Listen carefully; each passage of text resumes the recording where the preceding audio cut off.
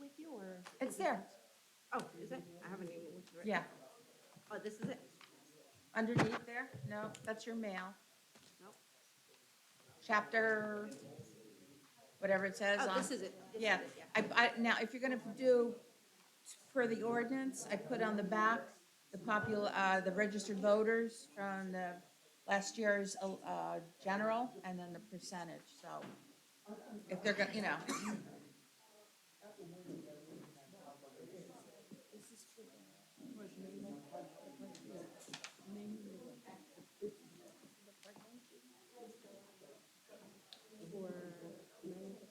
You know what?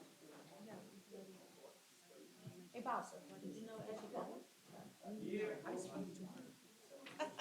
She wanted to see if she. They offered him the chief's job, Ed.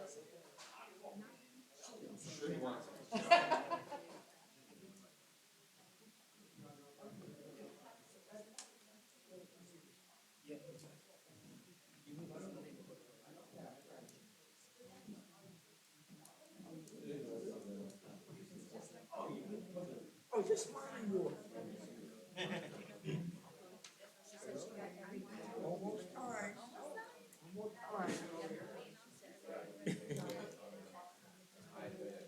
On Tuesday? Yesterday, Jose Espaillat brought in his Where's it gonna be? records.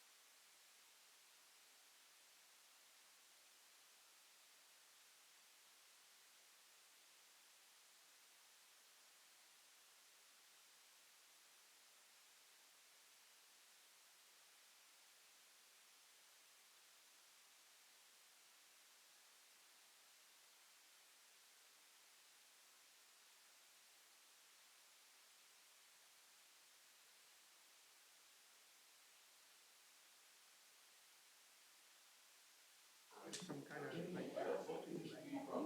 Yeah. Who's this?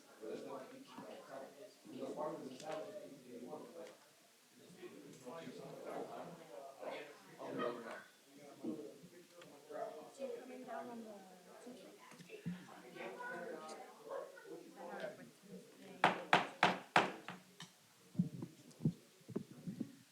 Good evening. This is the agenda for the caucus and council meeting of October 25th, 2023 in the council chambers. Presiding officer of the council, Milady Tejeda, wishes to advise the audience that notice of this meeting has been filed with the Home News Tribune, the Star Ledger, and posted on the bulletin board in the city clerk's office and on the city's website, indicating that today's meeting is being held in the council chambers, City Hall, 260 High Street at 5:30 p.m. Right now it's 5:35. And the council meeting will follow the caucus and closed session. Council President Milady Tejeda, as a courtesy of the governing body, I will ask all individuals present, including members of the audience, to please turn off all cell phones and electronic devices. Should you need to make a phone call, please go into the hallway and speak in a low voice so as not to disturb the ongoing meeting. Roll call, please. Councilwoman Cruz? Present. Councilwoman Morales? Present. Councilman Puccio? Present. Councilman Torres? Present. Council President Tejeda? Present. Okay, we're gonna make a little change on the beginning of this, of the presentations. We're gonna have the majoral and council citation first, and then we're gonna have the public safety update from Mayor Cava and Chief Catano, so that way they can do everything and then we'll be finished, okay? Okay, Mayor? Thank you, Madam Council President. Good evening, council members, ladies and gentlemen. Thank you for this, giving us the time to present today. And like always, we have a community spotlight. And to me, it's an honor to recognize this individual and his family for his great deed to our beautiful community. And John Dugas, if you don't mind coming up, I have mayoral citation. You could come with your wife.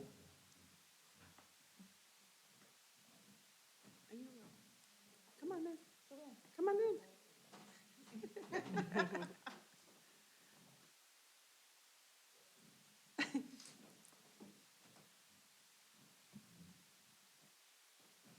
This mayoral citation, speaking on behalf, also on behalf of the council members, I'm sure you all feel the same way. And this mayoral citation is presented to John Dugas and his family, a Perth Amboy lifelong resident, in recognition of your compassion, dedication, and inspiring spirit of community support. You spearheaded a fundraising initiative to purchase a motorized wheelchair for Mr. John Suda. Unfortunately, Mr. Suda is unable to make it here today. He is handicapped, and he was a volunteer fireman for the city of Perth Amboy for 30 years. Within a month, John Dugas successfully and family successfully raised $6,000, an outstanding accomplishment.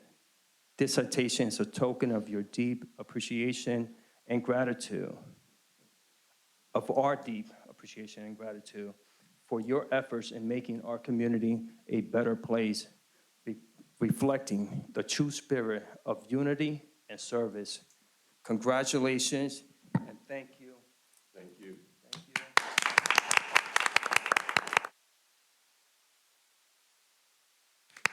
Thank you. And council members, you want to come here? I'm not sure if any of you want to share a few words. I'll say something. Yes. Take last time. I'll take it. The mic? Oh, you want to do That it mic, here? yeah.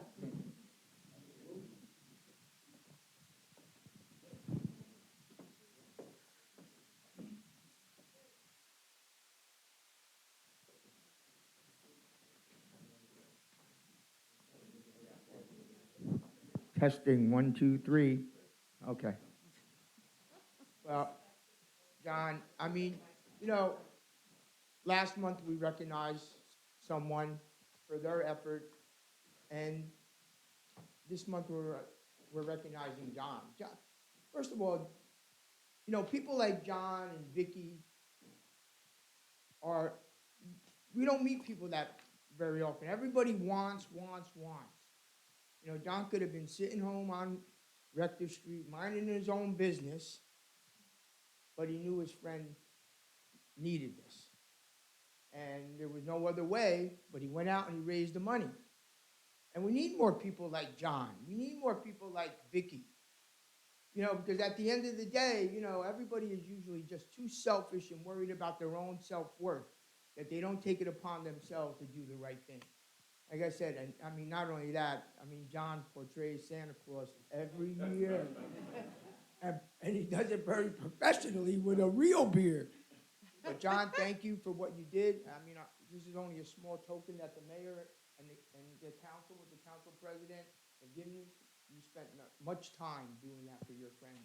And I'm sure he's very, very, very thankful. And I know that, you know, you have some other issues, but you made it here tonight. And I know that your wife hasn't been feeling well. John wanted me to relay, Oh, sorry. he wanted me to relay to everyone that this has totally changed his life. He went from being trapped in a bed 24 hours a day. He now has the freedom to move about the facility on his own, outside, inside. It has totally changed his life. And I want to thank everyone who donated. And I want to especially mention Bob Anderson here, who him and his brother were very generous in their donation. In the name of God. And I thank you for this. Very good. Thank you, John. Oh, congratulations once again. And thank you.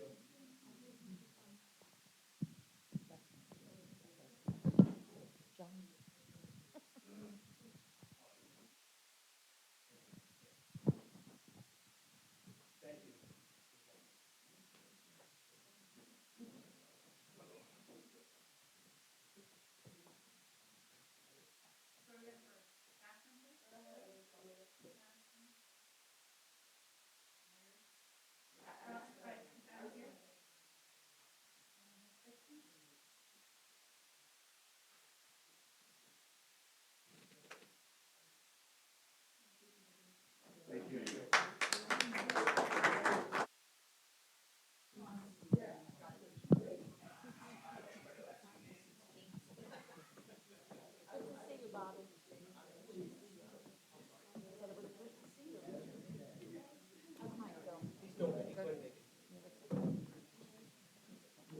Put your hand out.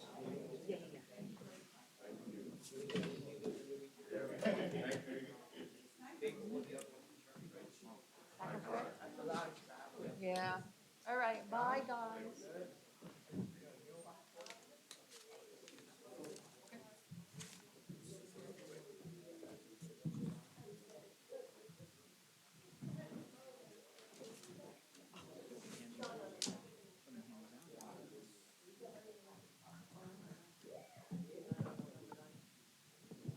Thank you very much. Good evening. You have one ready? Thank you very much.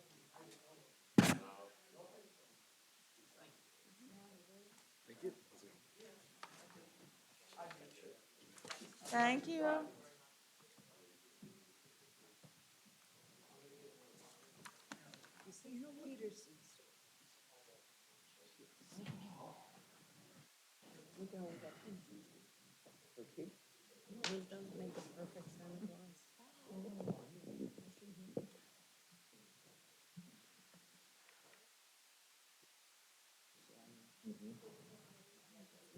Okay, Mayor?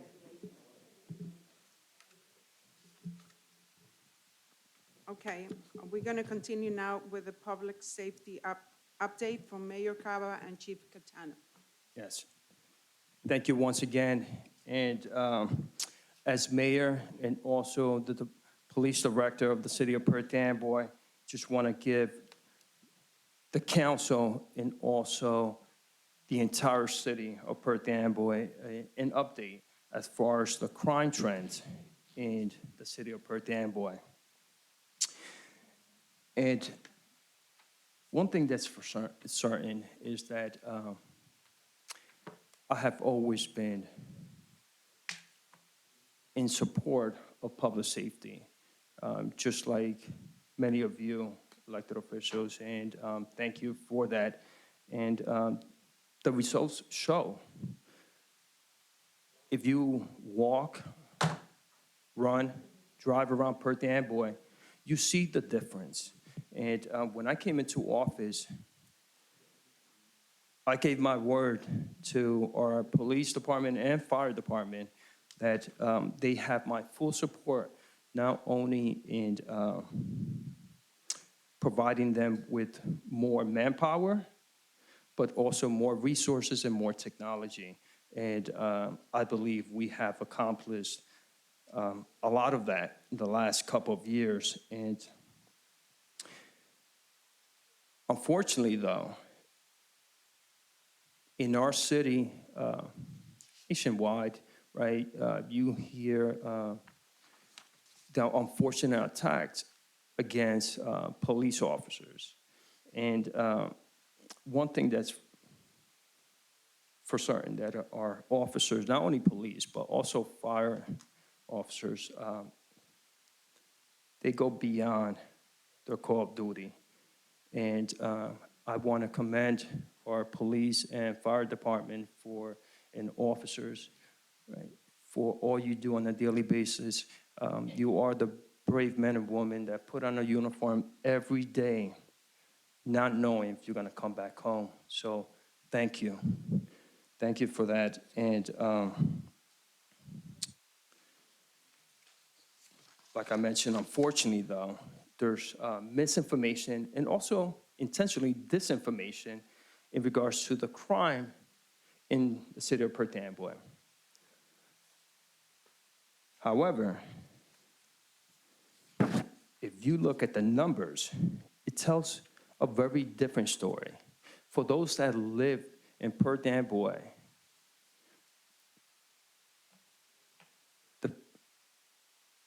for more than 10 years, I will say, you know and you see the difference, right? I could tell you from my personal experience, growing up in the late 70s, 80s, 90s, early 2000s, it was a different time. And all I'm gonna say is, look at the numbers, and these numbers are from the FBI website. These numbers were just updated just a couple weeks ago from the FBI, and that's why we felt that it was very important to come up here and educate our city in regards to the crime trends in the city of Perth Amboy. So let's put things into perspective. This goes back to 1985, and the reason being is because that's what the FBI has, right? They only go back up to 1985 in their website. And if you could go back one more, in 1980, one more, the population in Perth Amboy, according to the census, was 38,951. So we're estimating that around 1985, there was about 40,000 people in Perth Amboy. The last census in 2020, the number was 55,444. So one thing I could confidently say is that Perth Amboy is safer than ever. And we will continue to work together to assure that we have safer streets, safer homes, and a safer environment for our kids. And if you go to the FBI stats, you will see what I'm referring to as far as Perth Amboy being safer than ever. So for aggravated assault, just to give you an example, In 1993, there were 296 cases. So far, in 2023, we only had 130. And Chief, if you want to also elaborate more in regards to aggravated assault, because I understand that FBI now has a different way to categorize it, right? Yes, Mayor, thank you. So as you'll see, as the mayor was directed, we're at 130 for this year. Through this time, aggravated assaults have changed. Clearly, we all know that domestic violence has changed, and the reporting of domestic violence has changed, and that has increased. So many things, when it's domestic related, automatically get upgraded to aggravated assault.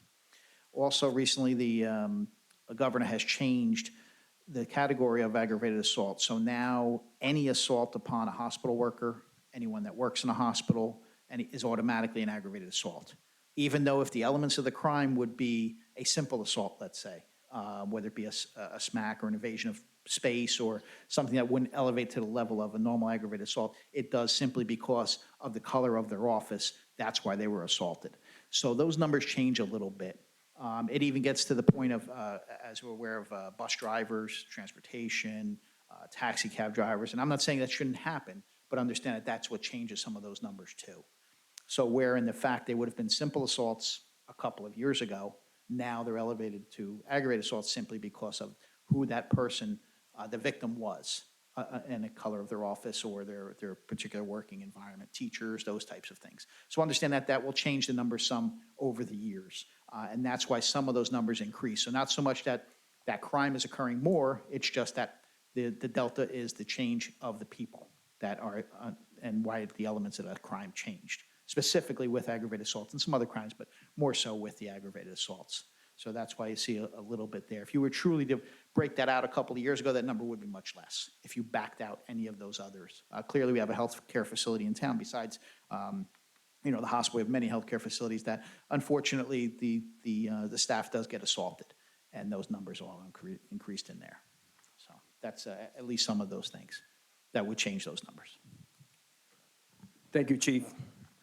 And if we continue to the next slide, where we have all property crimes, right? In 1994, we had 2,662 reported all property crimes. 2023, so far, we only had 445. Huge difference. Next slide. Arson.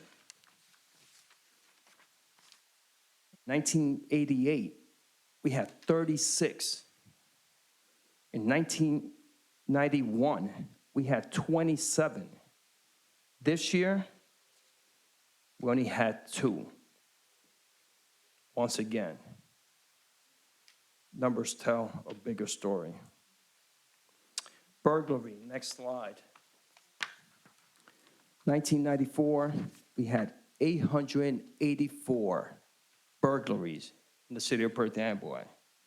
This year, so far, only 55. Sure. Mayor, I think it's important to point out there, back in the days of the 90s, as you mentioned, with those higher numbers, that was specifically home burglaries. Now we are counting, because again, the change, also it's residential burglaries and burglaries to automobiles, even though if there's not anyone in there. Okay, so understand that that number also, back then, was just people's houses being broken into. Now this is also vehicles and residences. So that would also make that delta more so, because we're including more elements, and yet the number is still that low. Great point, Chief. Next slide, homicide. You can see 1987, there were 5 reported homicide. 2006, there were 4. This year, knock on wood, no homicide in the city of Perth Amboy. Next slide. Motor vehicle theft. Once again, like at one point in 1988, we had 410 stolen vehicles in the city of Perth Amboy. Keep in mind what we mentioned in the earlier slide. Population was only about 40,000. A lot less people, 15 to 20,000 people, less people in the city of Perth Amboy back then, right? In 2003, we had 236 stolen vehicles. This year, only 47 reported stolen vehicles. Right. That's another good point. Not only a lot less people, a lot less vehicles. And you were still seeing 200, 300, 400 vehicles being stolen in the city of Perth Amboy, where now is well under 50, or 100, I should say. Next slide with rape. 1991, we had 30 rapes in the city of Perth Amboy. 2023, we had 5 reported rapes in the city of Perth Amboy. And let's keep in mind that the numbers ticked up a little bit after COVID, during the pandemic, during COVID, during the lockdown, I should say, during the lockdown, unfortunately, that number did tick up, not only in the city of Perth Amboy, but throughout the world. Yes, Chief. Mayor, I think it's also important to point out that of these crimes, not that it nullifies the crime in any way, shape, or form, but the victim, the offender was known by the victim for these individual crimes that were here, whether they be family members or something like that. It was not a off-the-street type of thing or what have you. Again, not that it's any less of a crime. It certainly is. But the victim was aware of the identity of the offender in these cases. Next slide, robberies. 1992, we had 197 robberies in the city of Perth Amboy.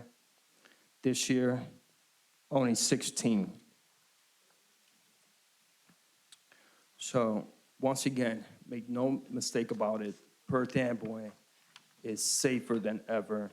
And we're gonna continue to make more investment in public safety, whether that's police or fire.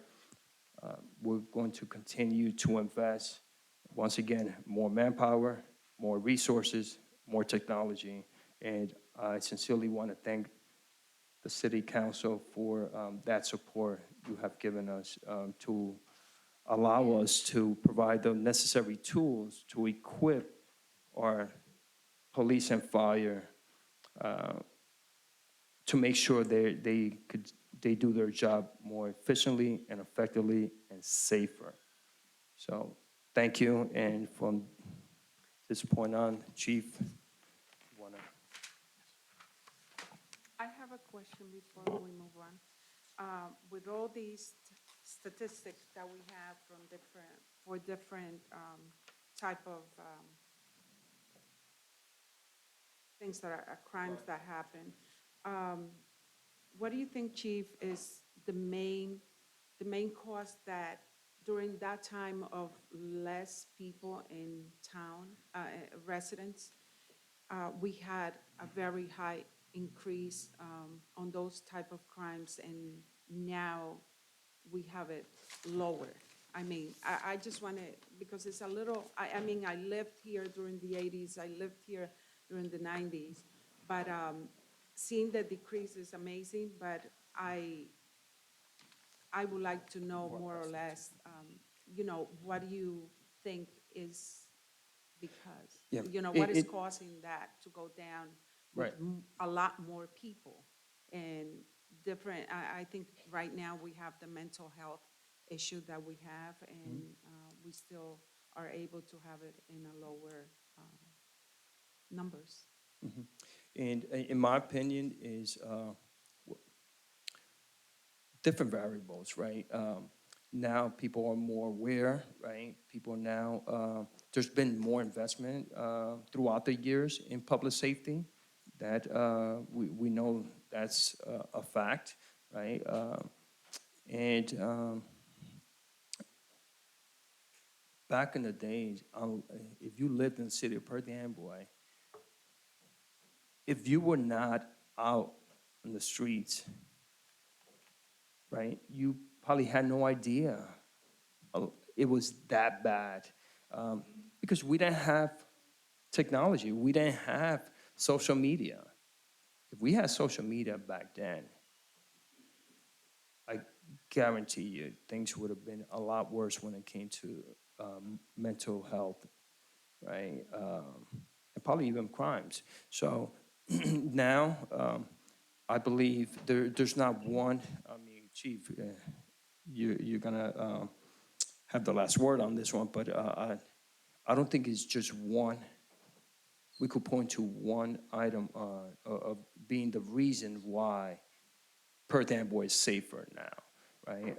I believe is the fact, like I mentioned before, that there's more investment in public safety, and that's why I strongly believe that we need to continue making these investments in public safety. That, and I'm sure the chief would give you the law enforcement side of and his opinion on it. Thank you, Mayor.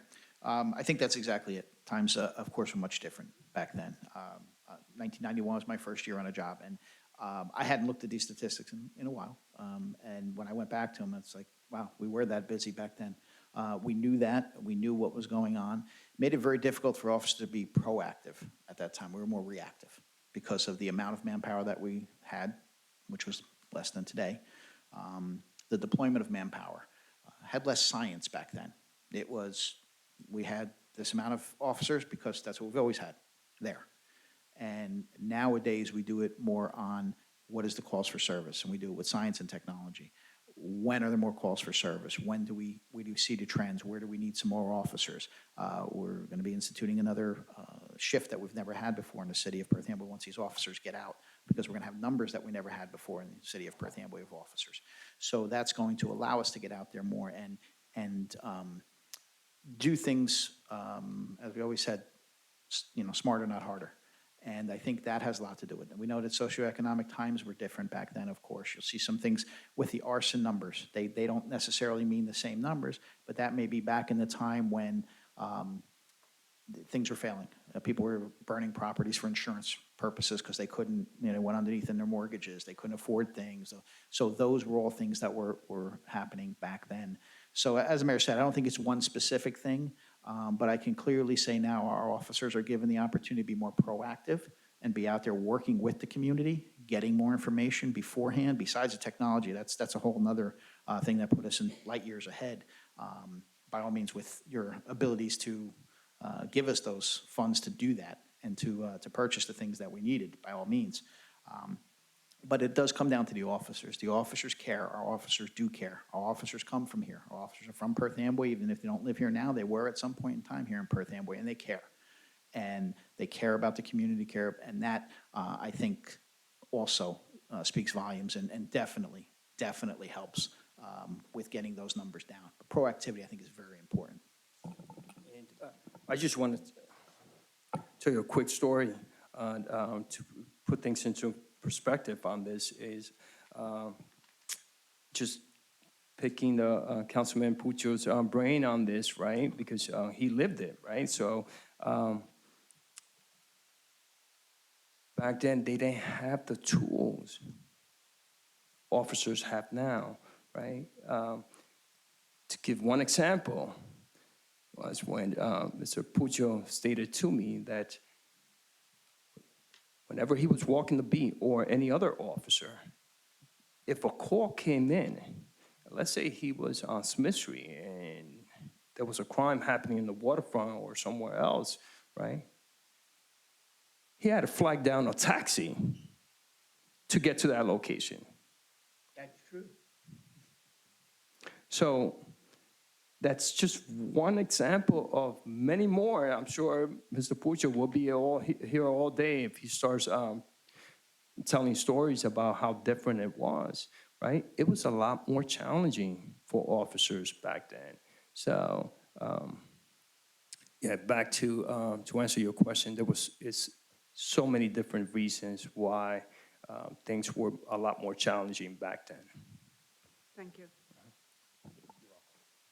Equipment, clearly, when I worked midnights, if we had enough people out there, there wasn't enough for a radio. I couldn't have a portable radio. So that's all I had was the radio in the car.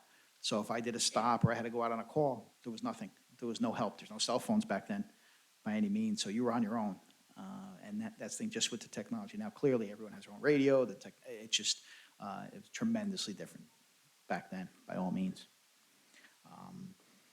Again, on the technical innovation side, clearly all of the equipment that we have available to us today.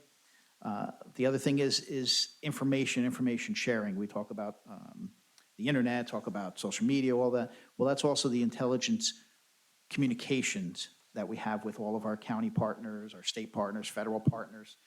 Daily, we get intelligence updates on everything that's going on.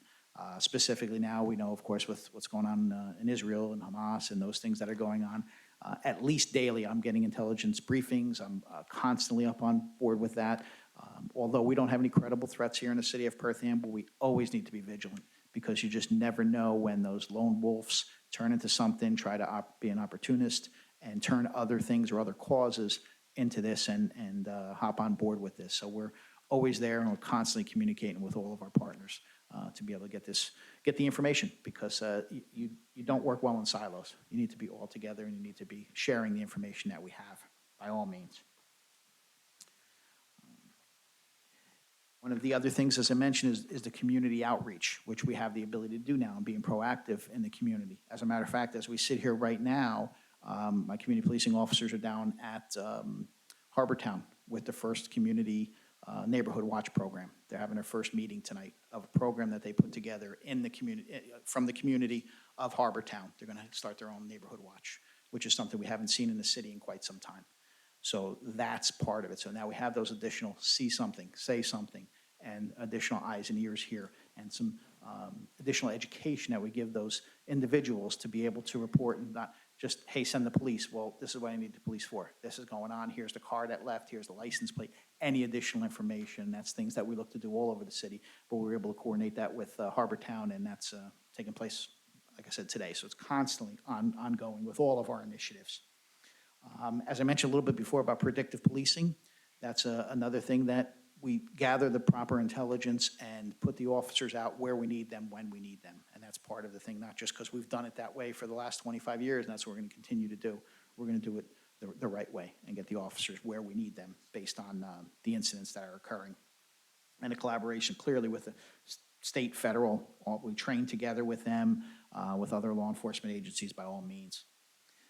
Success stories, clearly we can go on and on day after day, but some of this numbers here, you'll see number of vehicles recovered. That's 69 stolen vehicles that were recovered over the most recent 3-year period since the recent technology that we've instituted. Now, these not so much are vehicles, as you see, our numbers are that low. It's not vehicles stolen from here. It's vehicles that are stolen other places coming into Perth Amboy. And why are they coming to Perth Amboy? As you see in many places, you'll watch News 12 almost every night. You'll see people that are stealing vehicles and going into other towns and doing other crimes. So how many countless crimes were averted by catching these stolen vehicles that came into Perth Amboy? Clearly, for a period of time there, we were unable to pursue stolen vehicles. We are able to do that again, so that number has increased with the recoveries. But again, that's all success stories, things that we're able to do and crimes that we're able to avert because of the technology that we have currently in place. As far as the road ahead, clearly with action by your city council, we increased the numbers to 145 officers. That's the intent to get to that number by 2024. As you are aware, everywhere around the country, it gets difficult to hiring police officers nowadays. It's not as easy as it was before to get candidates, but we're currently moving forward than where we've been. We're at a high number, and we'll continue to get that. Come January, we'll be hopefully getting additional police officers and move that on so we can get the deployment of the manpower as we talked about. The retention of police officers. That was, a couple of years ago, we lost about 13 officers in a little over a year. That has stopped. We've actually, at this point in the last couple of years, had more officers return to us that left to go other places that came back to us. And the only officers that we did see go moved out of state for their family reasons and so forth. And again, we've seen more come back. So, community watch programs, as I mentioned, all the partnerships, the collaborative efforts that we have. We're always evolving and adapting to situations that are going on.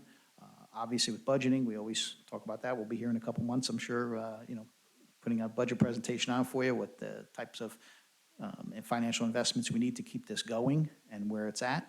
So we'll speak about that at that time, but you've been very generous with public safety, by all means, all the way through, being able to get us the tools that we need to do to do our job. So, and we're currently expanding with our intelligence unit at this point. It will be a division soon, once we start building that up a little bit more, and working with all of these other business community and camera sharing and those types of things, and working with them and expanding that. So it's, stay tuned. It's going to only go up from here and increase from here, and everything that we're able to do. So if there's anything I may be able to help with, anybody has any questions? You guys are doing a great job, and the numbers clearly shows, what a great job your Thank you, sir. department has been doing. And the council is here to support your department. We've elevated the numbers, and we've allowed for the technology to continue with the great service. And just like you stated, it's a very dangerous job, and we're here to support the officers, and we hope that they have all the support, and that they have all the support that they need, especially doing their difficult jobs, where they might be assaulted, like you said, assault on an officer gets elevated to aggravated assault, that if anything like that happens to one of our officers, that we'll give them the full support from the Department of Administration to make sure of how much that we appreciate them. Thank you, Councilman. Unfortunately, it's all too often we are losing officers to having to retire because of injuries sustained on a job that they're unable to continue employment every year. Unfortunately, we have a couple that have to pension off because of that, because of their injuries. But thank you very much for the support, and absolutely, the men and women of the department are working very, very hard under adverse conditions on many occasions to deliver the safety to all the residents. So thank you for your support. Councilman Pucci. Oh, thank you, Council President. Just to actually answer part of your question too, that before, and it's like the mayor said, yeah, I lived it, all right. I was right in the middle of it. So back then, the city of Perth Amboy, there were only two places in Middlesex to buy drugs. One was New Brunswick, the other one was Perth Amboy. We had a lot more bars back then. We had sort of a gang problem, especially in those middle 90s numbers. There were the Latin Kings and the Netas were trying to get a toehold here in the city. We worked in partnership with the New Jersey State Police and the prosecutor's office to try to eradicate that problem. But one of the things that, and I noticed when the numbers start to really go down in the beginning of 2000s for a while, was we were the pilot program for the Station House Adjustment Program. We were the ground zero. We were the first municipality in the state of New Jersey to utilize that. Our juvenile numbers used to be off the hook with kids.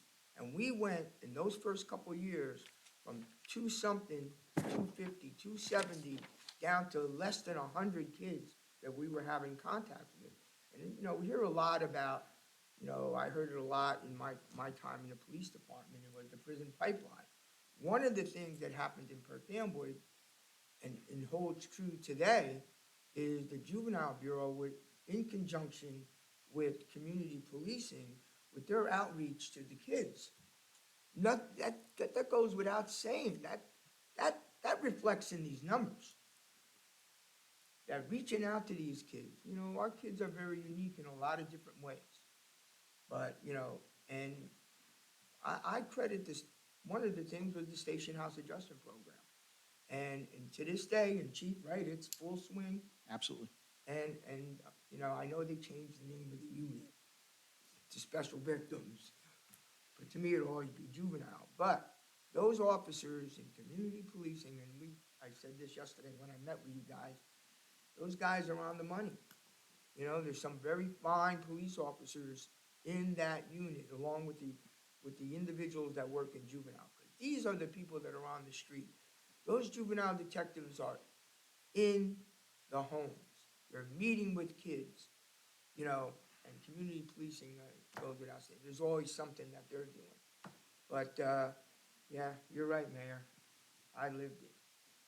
And it's what the chief said, you know, up until December, I roamed the hallways and met a lot of these young kids that are there today, and there's some outstanding young individuals inside the police department. And the same thing is, you know, and I'll say this, and I don't want to keep going on and on, because, you know, I'm biased when it comes to this. When I became a police officer in 1983, there was one female officer, 5 Latino officers, and 3 black officers. Today, it's the other way around. The other, I think, I don't know the exact number of women, 15, 15. Right, most of any municipal police department in the county. right. So the force reflects the community, Absolutely. you know? So at the end of the day, it takes a lot to get to where we are today. And, you know, and all this technology is to enhance the job that these officers have to do every day. It's not an easy job, and it's a thankless job. So, I think there's no question that school is very important. Don't sell yourself short on DARE either. Obviously, being one of the original DARE officers, you're very well aware. And now that we're back into that and back into the schools, so, you know, some of the younger officers come to me and tell me how invaluable it is being in those schools and I communicating with the children. I wish that I had $1 for every kid that comes up to me and says, "Thank you, Detective Puccio, for what you did for me." And it's not only me, it's Detective Sergeant Cruz and the guys before me, Billy Saxinski and guys like that, and Billy DePeister. And, you know, I think I'm here today because of the way I handled myself as a police officer dealing with the community. Because if I was a knucklehead, I wouldn't be here today. Anybody else? I do. Just want to make a, comment. I, just as Councilman Torres said, that, I am also in support of, complete public safety and supporting the police department with whatever you guys need in order to, function properly. And, we supported the technology, which helps you guys, work more efficiently and effectively. And it also helps with, prevention as well, increasing the number of police officers as well. So thank you for continuing, a good job with that. Also, I'd like to appreciate that we do have more police officer engagement with the community now, like, with PALs. I think that's kind of important with the, the residents in the community, the children are engaging with the police officers, kind of having sort of a relationship with them and, getting trust back. And one more thing too, we used to have back in the day community policing. I think that was CCCP, I believe, was that? PCPP, PCPP, Police yes. Community Partnership. Yes. And that was through a grant, Yes. correct? Is there a possibility that we can look for something similar to that or something like that, that we can get it back again so we can have more police presence? Because a lot of people like to see more police presence on foot, especially in the summertime, around the waterfront. That's something that we can bring back? We're always continually looking for grants. As you're aware, you've approved the 10 additional officers that we received through the Cops Now grant. We still, you just approved, I think it was last council meeting, was the Safe and Secure grant for some additional funding. That used to be higher, but since COVID, they've cut those numbers down, but we're constantly looking for that ourselves, as well as pipelines. I'm part of the County Chiefs Association, State Chiefs Association, and International Chiefs Association, so get a lot of information from those, from chiefs across the state, across the country. So we're constantly looking for anything that we can take advantage of, by all means. That would be Absolutely. great. Thank you. So, and on that, in regards to police presence, we do have more officers, and we have 14 right now in the academy, so we definitely will have more of a police presence, especially next year. You know, we're confident that, you know, next year, we're going to have more police officers. But one thing I want the residents and everyone that even comes to visit the city of Perth Amboy to understand is that we have officers that you don't see them because they're unmarked vehicles, right? Or they're in plain clothes, but they're out there protecting our city. We also have a great relationship with the other entities, county, state, and federal agencies that we collaborate with. So those are more officers, once again, that you might not realize that they're there, but they are. And once again, the numbers reflect how safe Perth Amboy is. But I agree with you, as far as community policing, we are doing a lot more.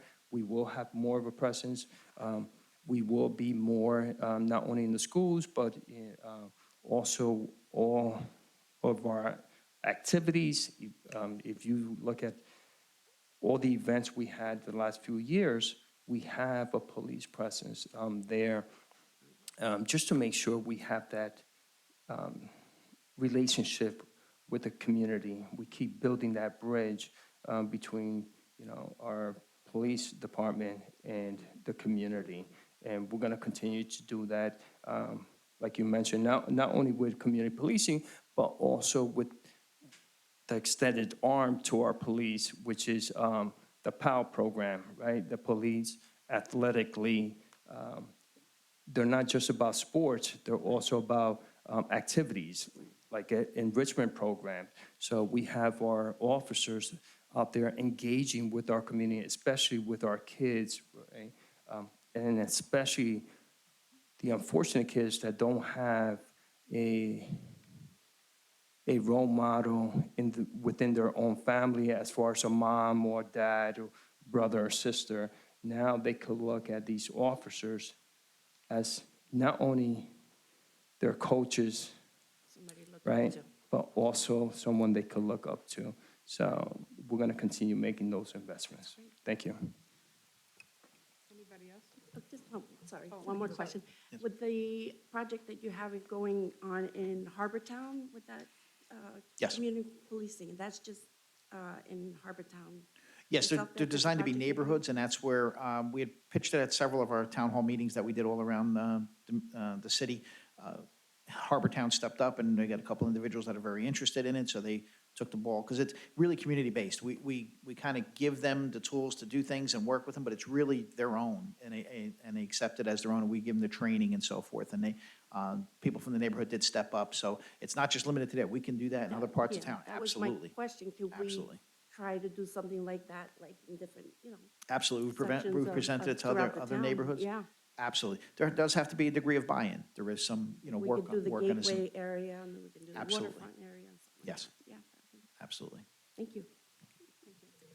I think with that idea as well, that would be a great idea for the schools when the students come out of school. Are there any talks about having more community policing involvement or neighborhood watches specifically after school hours, or has there been an increase? Well, after school, as the mayor mentioned, the POW Yes. program, that's very much to deal with that, does deal with But homework. monitoring around the school area as the kids are walking home from school?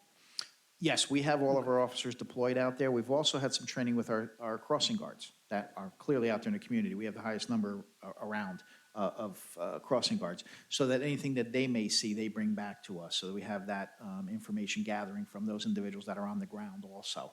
But yes, at school closings and openings, we deploy all of our detectives that go out there, especially our special victims detectives. And as the mayor mentioned, they are in plain clothes, so they're not always seen, but they are out there during that, as well as the officers that are assigned. And on top of that, when these officers get out of the academy, with the new shift that I was talking about, we'll actually bring them through the times of entry and dismissal of students. So we'll have an additional amount of officers out there during those times that we've never seen in the city of Perth Amboy before. Awesome. We appreciate the law enforcement. We're here to support. We appreciate the leaders as well. And working in a school, the fifth graders absolutely loved the DARE program. So that's something that they're really excited. Even their behavior correlates a lot with it. So that way they can make sure that they're able to attend the graduation afterwards. And thank you for this presentation. How can we continue transparency throughout the town so that alleviate some stresses and anxiety with any information that's out there? Well, clearly, this information, the website's up there. Anyone can go and look at that. As the mayor said, it's not our numbers that we put out. This is FBI. These are the numbers that are put out for the state. They can compare us with other communities and so forth if that's needed. We can do this, on a regular basis. And many times we have these town hall meetings where we're there. That would be awesome. Anything that's there. Yes, absolutely. That's what I was just going to mention, that we're going to continue to educate our community, having town hall meetings, having displaying on social media, displaying it also on our local TV channel, and right here in the city council, right? Like the chief mentioned, and a couple of weeks or a couple of months, we're going to have the budget presentations. So we're going to be taking a deep dive into public safety as well with that. But it comes down to education. We just got to continue to educate our community to make sure they not only see that we're safe, but also feel that they're safe. And just want to go back to mention with the situation going on the other part of the world, in Israel and Palestine, that we need to remain vigilant. Even though we don't have any credible threat, like the chief mentioned, we are getting intelligence that there could be some lone wolves out there that might want to make a name for themselves. So we all need to work together as a community, as a nation, and make sure that if we see something, say something. So, thank you. Go ahead. I just want to thank you for this presentation. I think it's very informative. I mean, to see the numbers and to see the statistic for so long back is amazing, to see the progress that we have done as a community. And I just want to thank the police department, the fire department, and all our safety, especially the officers that are out there just dealing with this every single day and putting their lives out there. I am very glad DARE is back. My kids went through that program, and I was very sad when that wasn't happening, but I'm very glad that it's back, because when you invest on the little ones, you're gonna have a better community and a better future. Thank Absolutely. you very much. The schools is hands down. Right now, we're doing Red Ribbon Week in the schools, and we're doing that. We're visiting all the schools. We do the going around, walking around, and that's not only for the fifth grades, for the whole school to be able to go around. So it's certainly out there working, and then the officers that are working that off duty now in the schools themselves, invaluable. And I see it myself when I'm on the street, and I see a bunch of kids coming up to the officers, and I ask, how do you know? Oh, work in the schools. They come up to me and they know, and it's just that much. And, so many things have been disclosed to the officers, on a personal nature that may not have been disclosed before, to get them the help that they need, whether it's station house or whether it be a counseling through our mental health professional that we have on board again. any of those things. So it's not just on the crime side of things that the officers are helping with. It's the family building, the team building, and sometimes being that, that mother or that father that may not necessarily be able to be there for them in school. And that's, you just can't put a price tag on that and what that's worth in the future and the people that, you know, that they're going to grow up to be. So thank you Thank again you. all for Thank all you. for your support. Thank you. Thank you.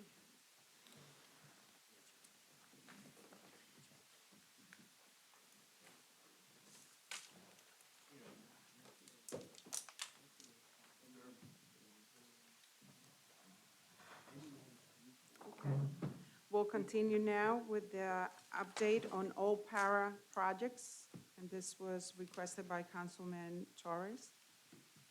I think Mr. Opal is going to speak on that. I have this broken down into areas that the council has acted on, but there's not a specific project in place yet, and then projects that have been approved and are going forward. Excuse me, are you gonna be doing the presentation or the director from I am. Para? Okay, because when I asked you a question last time, several months ago, in this room, about a transit village that was a project, you stated here at a meeting that there was no transit village plan. But I have records of a transit village plan that was worked on by this city for years. And I would like for someone a little more knowledgeable about our developments that we've been working on, especially when it comes to the transit village plan. There's two distinctions that have to be made. The city has a train station, and there is the idea of the transit village. That's one thing. There is no discussion of a project right now that is specific. Money has been allocated. Transit village. Money has been allocated to develop a transit village plan. Yeah. We have a transit village plan. Since then, money has been allocated for a gateway plan that we've created. And since then, money has been allocated in time. I spent 2 years on a creative placemaking plan for the same gateway area. The plan won awards. We have 3 plans. Why are we working on new plans and not moving on the existing plans that we already spent upwards of millions of dollars on and countless hours? There's a distinction between plans and projects. So yes, there might be plans in place, but there is no specific project with regard to the train station area. Also, I find this extremely disturbing. I tried to have a presentation from the director years ago. We had a director who decided to move 3,000 miles away to Washington State, even though that director, under the government strategy report, had her degree in planning, decided to move 3,000 miles away. We had asked to have an in-person presentation. I have been trying to have an in-person presentation for 2 years. This is going back to April, working with the administration, trying to get this presentation done, and they kept on shirking it. We had the director of Para sitting here in the back of this office right now, in the back of this meeting right now. She sits here at every meeting. I don't understand why the director cannot give this presentation, because you're sitting here today as our attorney for the city. But are you the representative of Para today, or you are representative today? I find this as extreme conflict. I would like to know what is being worked on by Para and what do they plan on working on? Because when Para took over, they said there was only a couple of parcels of land left in this city. But since then, this council has been asked time and time again to give up additional parcels, just like today in this agenda. I would like to know what the director and what is their outlook, not from their attorney, but from the people that are hired by the city to do this work. I can't ask you a question because you're currently supposed to represent me as the council attorney, but you're here representing Para. I think this is a total conflict, and I don't understand why this is allowed to happen. I think the question's been asked and answered a number of times that it's not a conflict. Has any other director from any other boards come to give a presentation besides the director of that board? Of what board? Any board, any board. I've never seen an attorney come up here and give a presentation for a board. Why do we have a director? I have the information right here. I can go through it, Council President, Okay, if you'd like, or. Councilman Torres, let's. This let is, him- I'm this sorry. is horrible, this is a. Let me speak because I'm going to let you speak. Okay? If he's going to have a presentation, let him have the presentation, and then your questions will come, and you Okay. can have it, Okay, whoever needs to we'll give this answer that farce question. of a presentation. Let's go, as we hear it from their attorney. I would like to, every time we have a board come up, then with a director, their attorney should come up also. When we had that rent leveling board hearing, and I was asking questions, pertinent questions about what are we doing for enforcement, their attorney should have been here, because those were questions for the attorney. But here, we're gonna have this attorney, because I'm not sure why their director is unable, probably, or unwilling to give the presentation, or maybe just not able to. The council's already acted with regard to the following properties. The Buckeye Terminal property at 755 Smith Street. The council directed the planning board to study the area. The planning board had a hearing back in August, made a recommendation to the council to designate that as an area in need of redevelopment. And on September 13th, this council designated that area. Right now, there are some preliminary discussions going on with a potential developer who would remediate the area and develop, but those are right now in the negotiating phases. Second group in the High Buckingham area, that's 525 to 537 High Street, 545 to 601 High Street, and 70 to 76 Buckingham Street. This council directed the planning board to study that area back in March. Planning board held a hearing in September, made a recommendation that it be designated. And at the September 28th meeting, this council designated that area. So those two properties have already been designated as in need of redevelopment. At this point, the redevelopment agency would enter into negotiations with potential developers for both of those sites. What is the vision for that Buckingham property area? Because if you're asking the council to investigate it, what is the administration's vision? The council already did that, and the planning board already did that. The council designated it already. No, what is the vision? What is going to be built there? Are we going to build a circus there? Are we going to build a stadium there? Are we going to build housing there? What is the vision for the development in that area? Right now, I'll say that it's mixed use, so residential and retail. I can go into more specifics in closed session if you like. Is that what the Met Apparel is? Because I know in that area, there's a factory. I'm pretty sure that there was people who came here, protesting the possibility of the closing of a factory that provides union jobs. Okay, we've been down this avenue before. This past Saturday, I went to the shot leather sale in Union, New Jersey. And when I was there putting down money, I was talking to the workers there, and I told them, I wish you guys were still in Perth, Amboy. They used to be here. And they said, not us. And they asked, is the last mayor still in prison? And, this was good union jobs. Is Met Apparel in that area? I didn't get there yet. Okay. I'm gonna get there. Okay. Well, let it I finish. think we need not to go back and forth, but we need to hear what you have to present. But I was expecting a presentation. I didn't know we were just gonna get this. The Broad Street, Washington Street, Rector Street, and High Street. That was recommended by this council to be studied by the planning board back in April. The planning board started a hearing on that. I think that's what the councilman's referring to. They opened up a hearing studying that area at their October meeting. It was subsequently carried to the November meeting to complete the hearing on that matter. So the council's awaiting the outcome of that hearing, whether or not it meets the criteria for designation as an area in need of redevelopment before anything's proposed to the council. The area, there was significant attendance at the planning board hearing from members, I guess, employees of Met Apparel. I'll just note that nothing is really happening at this time. There's a hearing to determine whether it meets the criteria under the redevelopment law. The city council hasn't taken any action on it yet. I don't know what the outcome of that hearing is going to be. I do know that some of the property owners hired a planner to dispute some of the findings that were in the study report. It's going to depend on, what evidence is presented at the upcoming hearing in November before the planning board to see if it even meets the criteria. So it's still in the early stages, but that's what's going on with that parcel. So there is a possibility.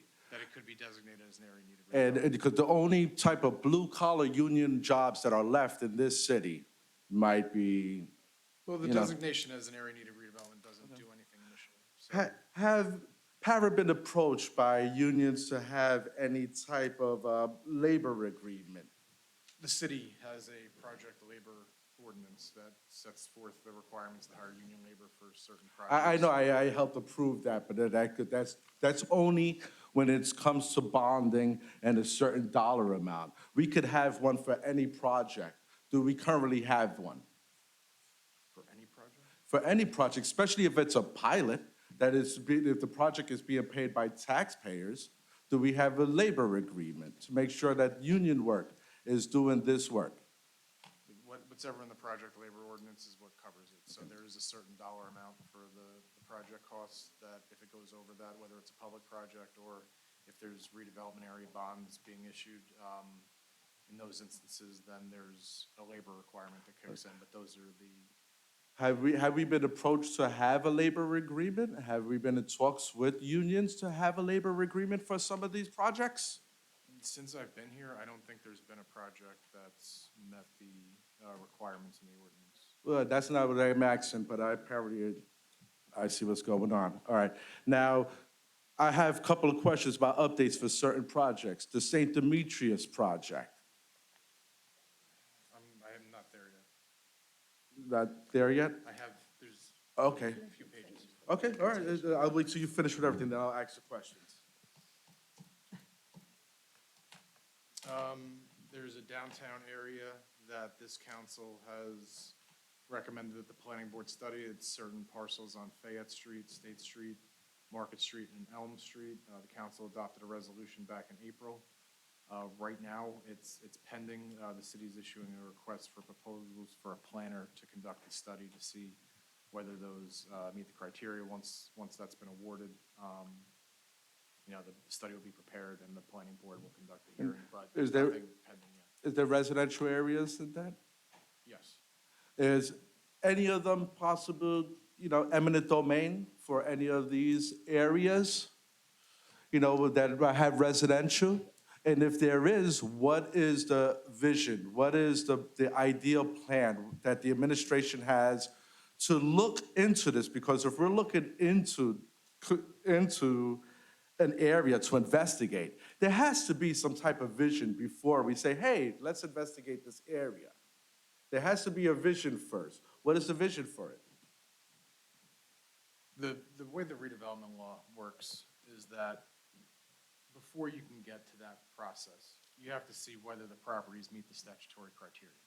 All of these that I'm going through, that's the step we're at. Okay, so you're just gonna give me legalese. You're not gonna talk, you're just giving legalese. I think this is a farce. This is not a presentation. This is just legalese from projects because they want to skirt around the situation because the real director refuses, it does not have the qualifications to come up here and give the presentation.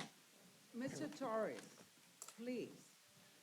I think He's giving you what you asked. I know he's not giving me what I'm asking for. you're those- misunderstanding the law, first off. You don't have any understanding of that. No, I because- don't have an understanding of the law. I'm not a lawyer. That's why I'm asking layman questions, and I expect layman answers. The layman answer is, we can't create a plan for these areas until we know whether they meet the I'm not criteria. asking creating the plan. I'm saying, what is the idea for the plan? There has to be an idea. Madam President, Yes. if I may? I'm not going to present this evening, but I do want to clear up one or Wait, two things. Let her speak at the end of the meeting. She doesn't want to give the presentation. We should be Okay. able to speak, But but you- everybody else has to speak, the moment to speak. Mr. Torres, you ask for one thing, and when you get it, you refuse it. I'm So not refusing it. I cannot- would like a Well, presentation. let her speak. What do I'm you going have to refer present? to is that I was asked by one council member to give a presentation. I am a city employee, and no council member has a right to ask a city employee to do anything, first and foremost. And I will defer to the. Mr. Green, Okay. you're allowing your Excuse me. employees to speak this way. Mr. Green, I was you just- need to let really her- check your employees. Let I her was just speak. accused of not having the qualifications. I was hired by Para because I meet the legal requirements of that position. I do have a master's in public administration. I have qualifications that meet that requirement. So we will not discredit me publicly. I will not allow that. And to answer your question about a plan, Mr. Opal specifically said, and I would rephrase that in layman's terms, we cannot legally have a plan before a designation. Administration, which is the council directed the planning board to study the areas. The areas are studied. Once they come back to you, if they meet the legal requirement, and that is planning board's only responsibility, is to state if they meet the qualifications for a redevelopment area. At this point, the ones that have been designated obviously have met the requirements. You've designated the area. Now that project comes to Para. That project had Is nothing this, to. are you giving a presentation or The what is this? project Because this had- seems like a presentation that she refuses to give. Are we gonna have to listen for minutes of this? What is going on? Are you Okay. gonna You know answer what? my questions You in know this what? presentation? Or are you just going to? If you don't calm down, we're not going to have a presentation because we are not She getting just any stated that she information wasn't here. given a Thank you very much. presentation. Thank you. She Okay. stated that she's not giving a presentation. She walked up here and Okay. stated that she's not giving a presentation, that she does not have to give a presentation or answer questions to one council person, but that is not the case. A council person has the right to ask any director to come up here and answer any question whenever they feel like it. We don't need the consensus vote of the council to ask that question. That is the law. Is that correct? No, that is not the law? Then I am finding amongst a bunch of attorneys who don't live here, who actually are not holding Perth Amboy at heart's at best interest. The questions I was bringing up that I wanted to address was the money that went into our transit village. We're currently having a project for a transit village. Money has already been pumped into it. Time has been allocated into it. Administration, the prior administration who spearheaded the whole transit village, put in a lot of resources and time, and it's already drawn up. And not only do we have the transit village, we also have the gateway project plan, and we also have the creative placemaking plan. We have all of these plans that we could start working and moving on as opposed to spending more money with more plans, hiring more firms, and just wasting money instead of moving the ball forward. The plans have been in place for 10 years now, but we have not moved forward with it.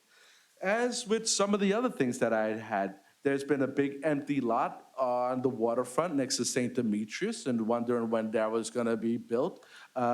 500 High Street, not only is it an eyesore, but it is actually a hazard where children were playing there this summer. Wonder when we're gonna move on 500 High Street since the county invested millions of dollars to the adjacent property. And I know they're not that happy with that. I would like to know from Para if we're moving on that. Okay, Meta Para. Mr. Still, Torres. there's still a couple of things that I Mr. have questions Torres, on.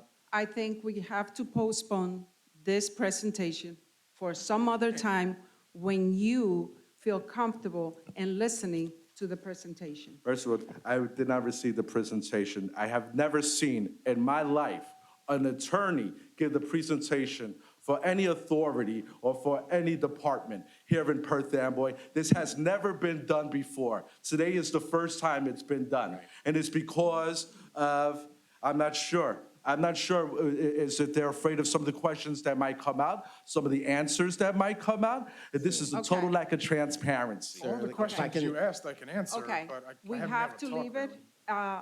we have to leave it some other time. We're And if just I can- gonna have. Ma'am, if you want me to say Okay, one thing go as ahead. well. I know that the council, and especially Councilman Torres as well, wants us to work together, and I applaud that because we do want to work together. And some of those questions, sir, you could have definitely, and I'm just telling you, if you want to give them to me, I can make sure you get those responses, so you have written answers. But one thing you said, well, why was it done this way? And I recommended this because I don't want us to run afoul of the law by speaking about a certain project, and then the city is liable. So I wanted the legal authority, Corporation Counsel, to talk about what is permissible and legally permissible, and then going, please, sir, I will let you. Okay, so but it's, I understand, but it's not because I am the lone council person and one council person does not get to dictate what gets done? Okay, sir, let me say it So once please again. address that. I'm being, with all due respect, sir, what I'm saying, let me be clear so everyone can hear this, and also the director can hear this, and everyone else can hear this. Michael Green made that determination, not the mayor, not the director, but I asked Corporation Counsel, because I wanted to make sure we don't run afoul of the law.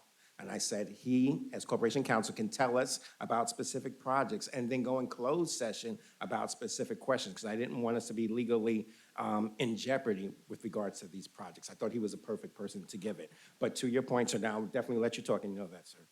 If you have specific questions, you can, as you do and all the councilmen do, give them to me. I'll make sure that they're answered. If you feel like I make a mistake, and I did make a mistake last time when Councilman Puccio and I corrected that, because I forgot one thing, but I tried to be as quick and as diligent as possible. So please, if you have other questions, give them to me. You and I'll I try had to this answer. conversation going back to last April when I first asked for this presentation. We went over what was going to be discussed, and we discussed the legality of what could not be discussed. So I was very well aware of that. But at the same time, I don't need my questions to be filtered by 2 or 3 attorneys before they get to a director, before I get an answer. And that's exactly what's happening. All the answers, all of the questions are being filtered by several attorneys before we get an answer.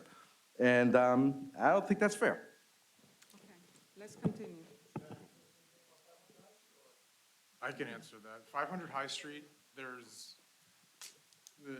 director can fill in the blanks here, but from a redevelopment perspective, there is a redeveloper. Right now, there are permits that need to be pulled to complete that project. We recognize that it's an eyesore. I think like I said, I'll let the director fill in the blanks on the code enforcement aspect of it, but there is a designated redeveloper for that site. There are some things that as far as the future of that specific project, that I would prefer to discuss more in closed session because they involve contract negotiations, but it's not lost on Para or the city that something needs to be done at 500 High Street, and there's a proposed project adjacent to it. There's also the potential for the existing designated redeveloper to continue what he has there. So, yeah, it's an issue and it has to be resolved, and there's a number of different options on the table. And Director, if you want to then into the code enforcement aspect? Yep, good evening, Council President, Council members. So as far as 500 High Street, that project's being there incomplete. I was not even a city employee, but since 2008, now that I'm the Director of Code Enforcement, a lot of back and forth. Finally, all the permits being in code enforcement, maybe for the last 2 months, ready to be paid for. We reach out to the property owner, let them know, finally that your permits are ready. You could come in, pay for them, and then start working. I could give you the exact amount. It's $28-something thousand that they have to pay for their permits. But the permits have been waiting, and they've been advised many times. There's nothing else I could do. And as far as the eyesore, absolutely. We have done everything in our hands. We issued summonses for the graffiti, summonses for when the property was not even boarded up because, the safety of the kids. But there's nothing else we could do as far as a code enforcement part. Thank you. As far as permits. Thank you. Thank you. It's good to have directors that are able to come up and answer questions of the council. Thank you. And I agree, when it's legally permissible, I agree with that, sir. Thank Just wanna you. make sure. Okay, let's continue. Ordinance, public hearing, 5 minutes maximum per speaker per ordinance. An ordinance, number one, an ordinance to amend an ordinance entitled, an ordinance designating restricted parking spaces for use by handicapped persons, ordinance number 380-85, and amendments adopted July 2nd, 1985, also known as the Chapter 255A of the Code of the City of Perth Amboy, and this is about addition and deletion. Number two, an ordinance to establish the honorary naming of Dorothy Street as Tyrone Fascio Way. Agenda, public comment. Citizens may address the council on any matter on the agenda which does not have its own scheduled public hearing. Citizens shall be permitted to speak once for a maximum of 5 minutes. Supplemental debt statement. Water, wastewater various improvement, $61,520,522. Water waste general NJIB, $94,376,487. Water wastewater Woodbridge trunk line NJIB second, $9,500,000. Wastewater Running Treatment Plant, NJIB third, $75,500. Too many zeros in there. Is it supposed to be, No, it should be a comma. okay, so it's 75 million? Yes. Okay, 75,500,000. Reports. Jill A. Goldie, CFO Controller, submitted the following reports. Investment report for the month of September 2023. Revenue and appropriation status report as of September 2023. Current fund, water, wastewater utility, parking utility, harborside, marina utility. Check register report for the month of September 2023 in the total amount of $8,885,315 with 8 cents. Ordinance, first reading, no public discussion. An ordinance to amend an ordinance entitled, an ordinance designating restricted parking spaces for use by a handicapped person. Ordinance number 380-85, an amendment adopted July 2nd, 1985, also known as Chapter 255A of the Code of the City of Perth Amboy, and this is about deletions. Number two, an ordinance of the City of Perth Amboy, County of Middlesex, New Jersey, amending an ordinance entitled Ordinance Fixing and Establishing a Schedule of Salaries and Salary Ranges and Increments for Officers and Employees of the City of Perth Amboy.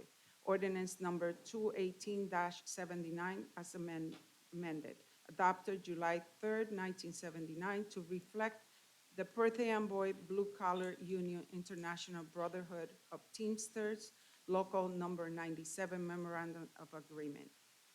Number three, bond ordinance providing for the city's portion of the replacement of the existing Woodbridge trunk sewer line in and by the city of Perth Amboy in the county of Middlesex, New Jersey, appropriating $9,500,000, therefore, and authorizing the issuance of $9,500,000 bonds or notes of the city to finance the cost thereof. Number four, bond ordinance providing for various improvement to the wastewater utility in by the city of Perth Amboy in the county of Middlesex, New Jersey, appropriating $94,376,487. Therefore, and authorizing the issuance of $94,376,487 bonds or notes of the city to finance the cost thereof.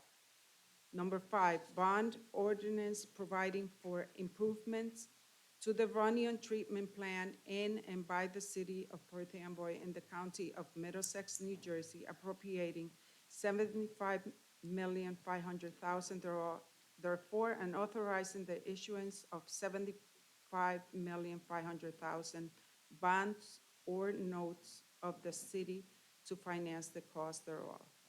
Number 6, bond ordinance providing for various improvement to the water, wastewater utility in and by the city of Perth Amboy in the county of Middlesex, New Jersey, appropriating $61,520,520.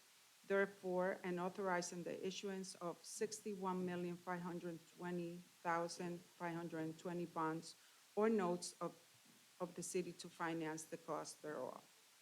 Resolutions, R 519-1023, rectifying the memorandum of agreement between the City of Perth Amboy and the Perth Amboy Blue Collar Union International Brotherhood of Teamsters, Local Number 97, and approving a contract for the period January 1st, 2023 to December 31st, 2026. R 520-1023, authorizing reimbursement of code compliance fire prevention fee collected in error for property located at 165-167 Madison Avenue in the amount of $250 to Demetra Pepe. R 521-1023, rescinding in its entirety R 396-723, authorizing a grant to A Glimpse of Hope, Inc. of $10,000 funded through the American Rescue Plan Act. Council President, I have questions about this. Why are we rescinding this? Okay, Mr. Opel can answer. They declined to accept the funds. If they took the time to apply for these funds, the application was quite extensive, why did they decline the funds? They didn't want to sign the grant agreement. They just, so we were gonna allocate the funds before the grant agreement? There was actually a contract already drawn up before they were going to. How are these grants put together? 396-723 authorized the council to appropriate the funds to this entity. After the council took that action, grant agreements for a number of entities were drawn up.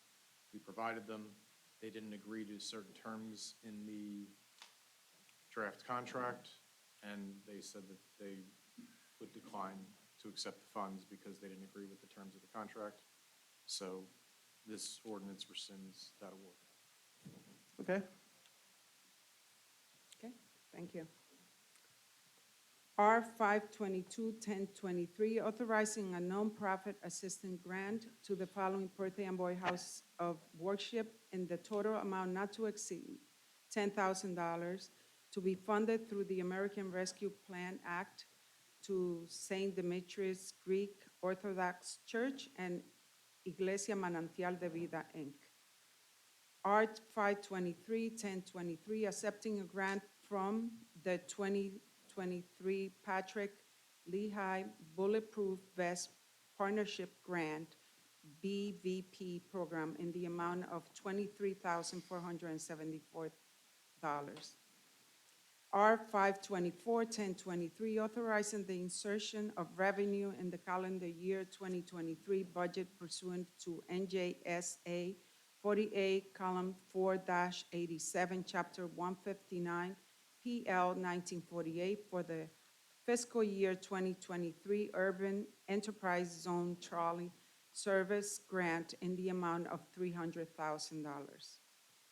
R 525-1023, authorizing the insertion of revenue in the calendar year 2023 budget pursuant to NJSA 48, column 4-87, chapter 159, PL 1948 for the fiscal year 2023 Urban Enterprise Zone Micro Loan Program Grant in the amount of $500,000. R 526-1023, authorizing the insertion of revenue in the calendar year 2023 budget pursuant to NJSA 40A, column 4-87, chapter 159, PL 1948 for the fiscal year 2023 Urban Enterprise Zone Litter Containers Grant in the amount of $60,000. R 527-1023, authorizing the insertion of revenue in the calendar year 2023 budget pursuant to NJSA 48, column 4-87, chapter 159, PL 1948 for the fiscal year 2023 Urban Enterprise Zone Police Department Security Cameras Grant in the amount of $450,826. Council President, I have a question, Mr. Green.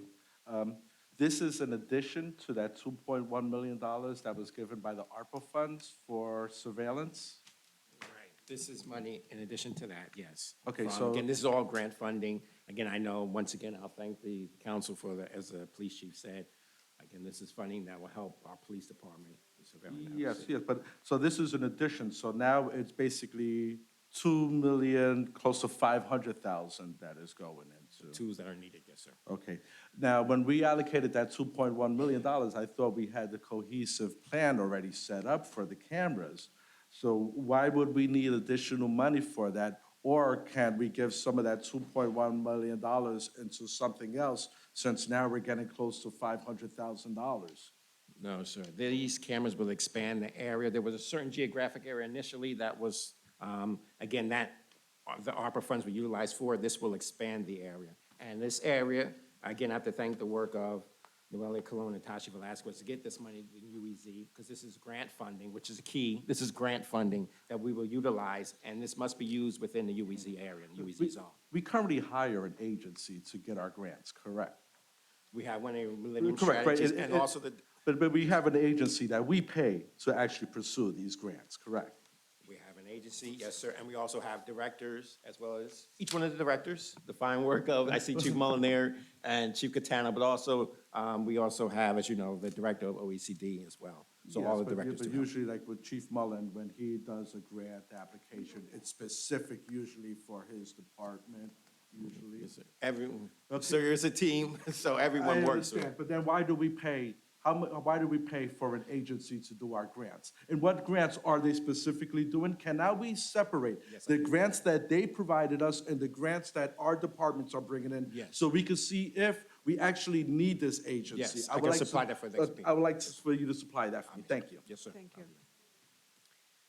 R 528-1023, amending the 2023 capital budget and six-year capital improvement plan and authorizing the filing of same with the Division of Local Government Services. R 529-1023, approving the calendar year 2022 annual audit corrective action plan and authorizing the filing of said plan with the Division of Local Government Services.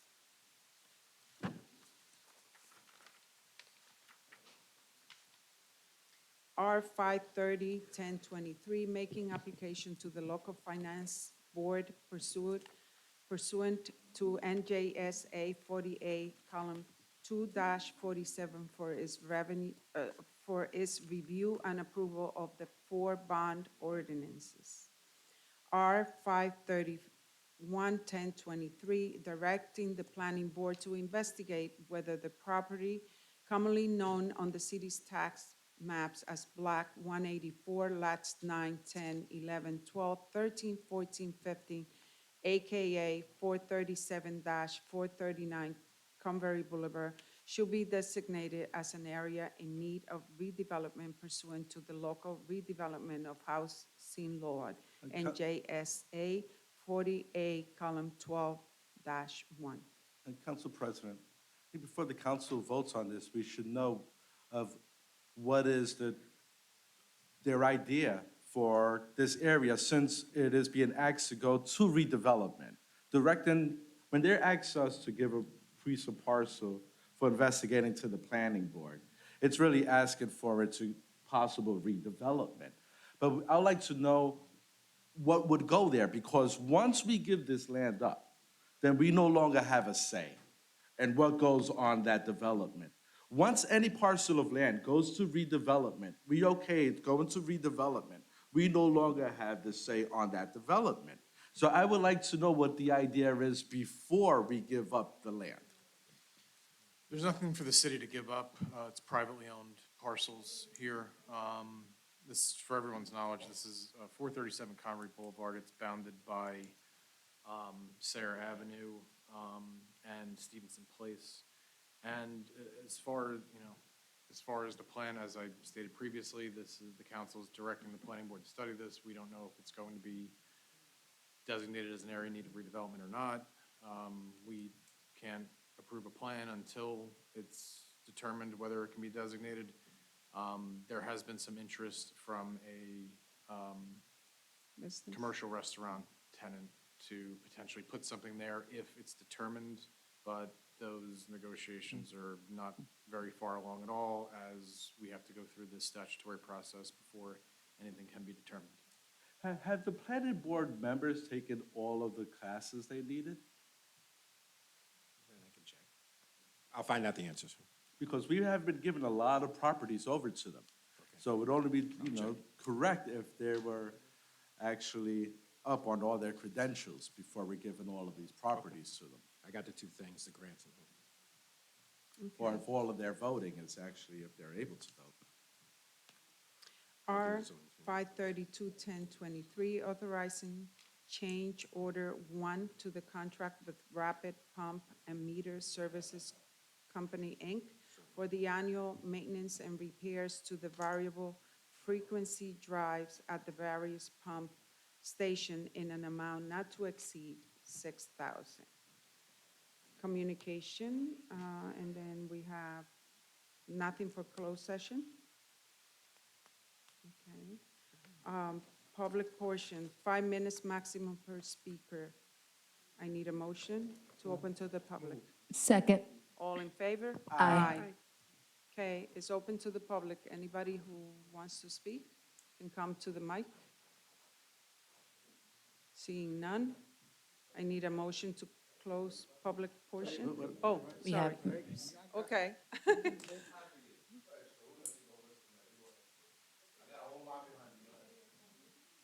Well, I just, having sat up there for 12 and a half years and council president for 6, I'd say any council William Okay. Petrick, 790 Harnett Street.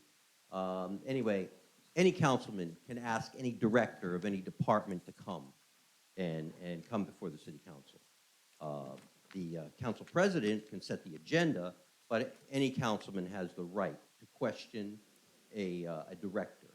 Of course, if it's a city employee other than a director, then of course they need to be riced, right? And then they get to decide whether they want to be interviewed in public or in private.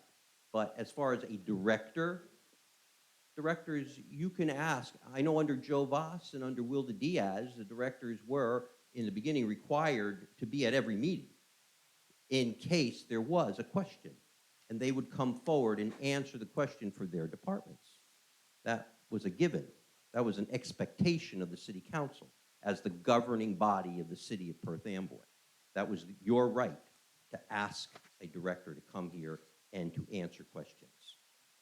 I mean, I realize that Mr. Opal's credentials are in planning and development. 500 High Street, for instance, all right? That thing has been sitting there as an eyesore for over 10 years, maybe 15 or more, since the present owner had it and was going for permits before the Planning and Zoning Board and getting permits, and has done basically nothing. They added that little bit of steel superstructure, and then that's it. And repairing their fence every once in a while and putting up the new sign, coming soon, which has been there for years now. I did talk to Commissioner Rios about the city partnering with the freehold, well, yeah, the Middlesex County, and condemning the property and removing it and adding it as part of the park. Because nothing has been done. There's no reason why the council couldn't, I think, rescind the redevelopment for that property if they wanted to and partner with the county to take it, because nothing has been moved forward. As far as the other property on Washington and Rector and High, I believe back when Joe Voss was the mayor, that property was sanctioned for redevelopment at that time. So I don't know if it had expired or this new request is an expansion of further properties that weren't in the original redevelopment. I don't know. I mean, I haven't really looked into that. But that's a question. Why is it coming up before you again for redevelopment if it's already been placed back when Joe Voss was mayor? It's a good question. I don't know if it was answered or asked. I can answer. Go ahead. It was probably designated before 2008. There's been case law since 2008 that have changed the requirements. Okay. So in order to be on safe legal ground, it's important that it be studied again to make sure that all the requirements remain in place for it to be an area in need of redevelopment. Now, are members of the planning board who haven't taken the classes? I'm not going to concede that they have, I'm not. Well, I'm not, this is a hypothetical question. So members of the planning board that haven't taken the classes and vote on something on the planning board, is that legal?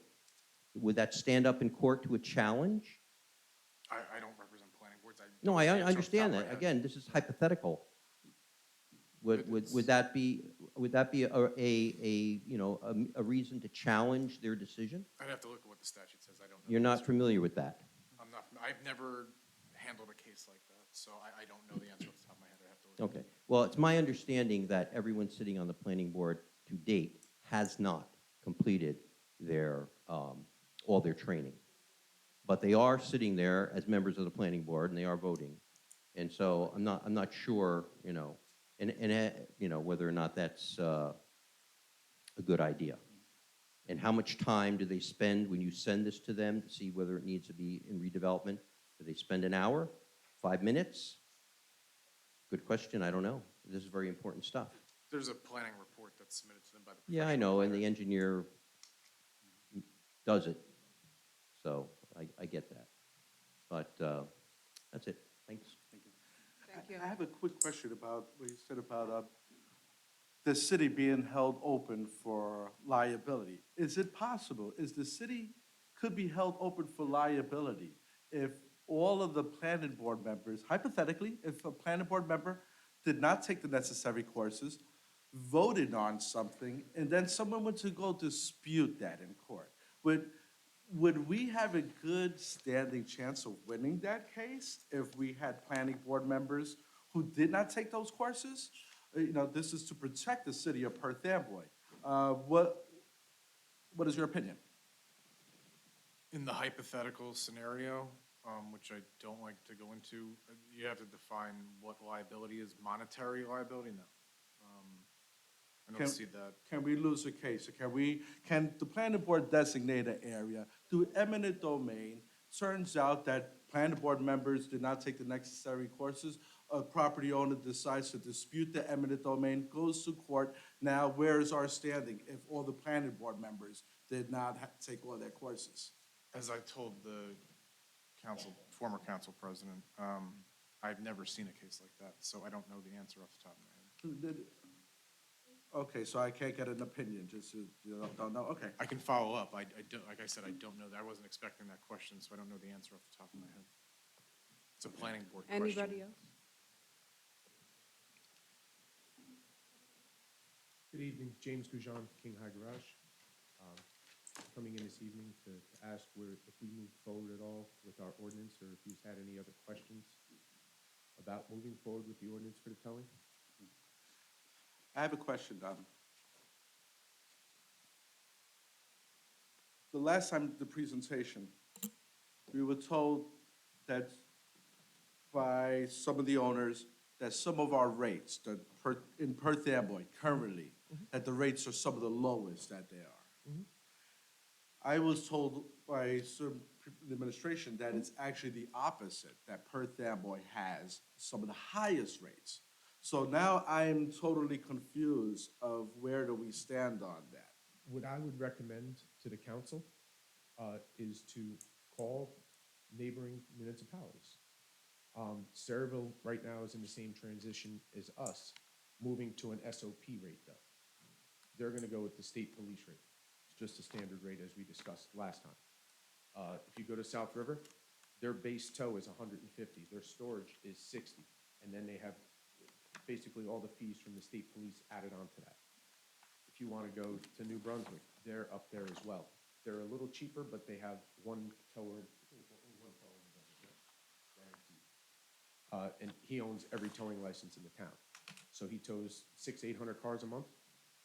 You could do it for 100, because you're the only show. We're splitting it amongst 10 companies.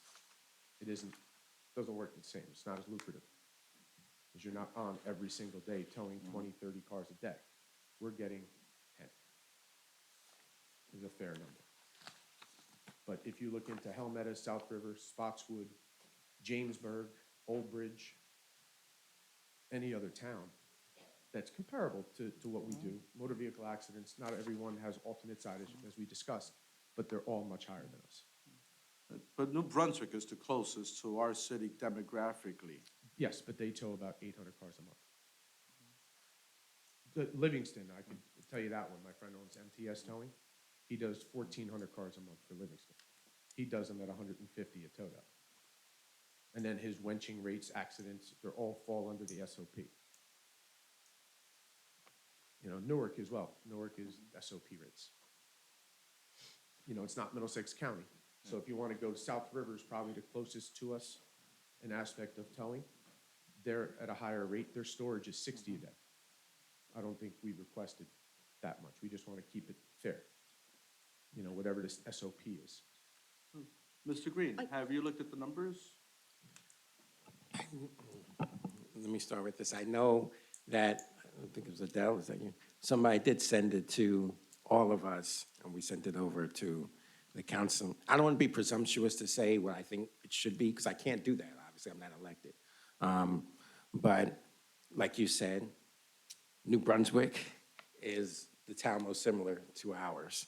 And when you compare, you know, the New Brunswick, you know, we're cheap, you know, at least the same comparable, but like you, I don't know about there's one tow or not, I'm not sure of that.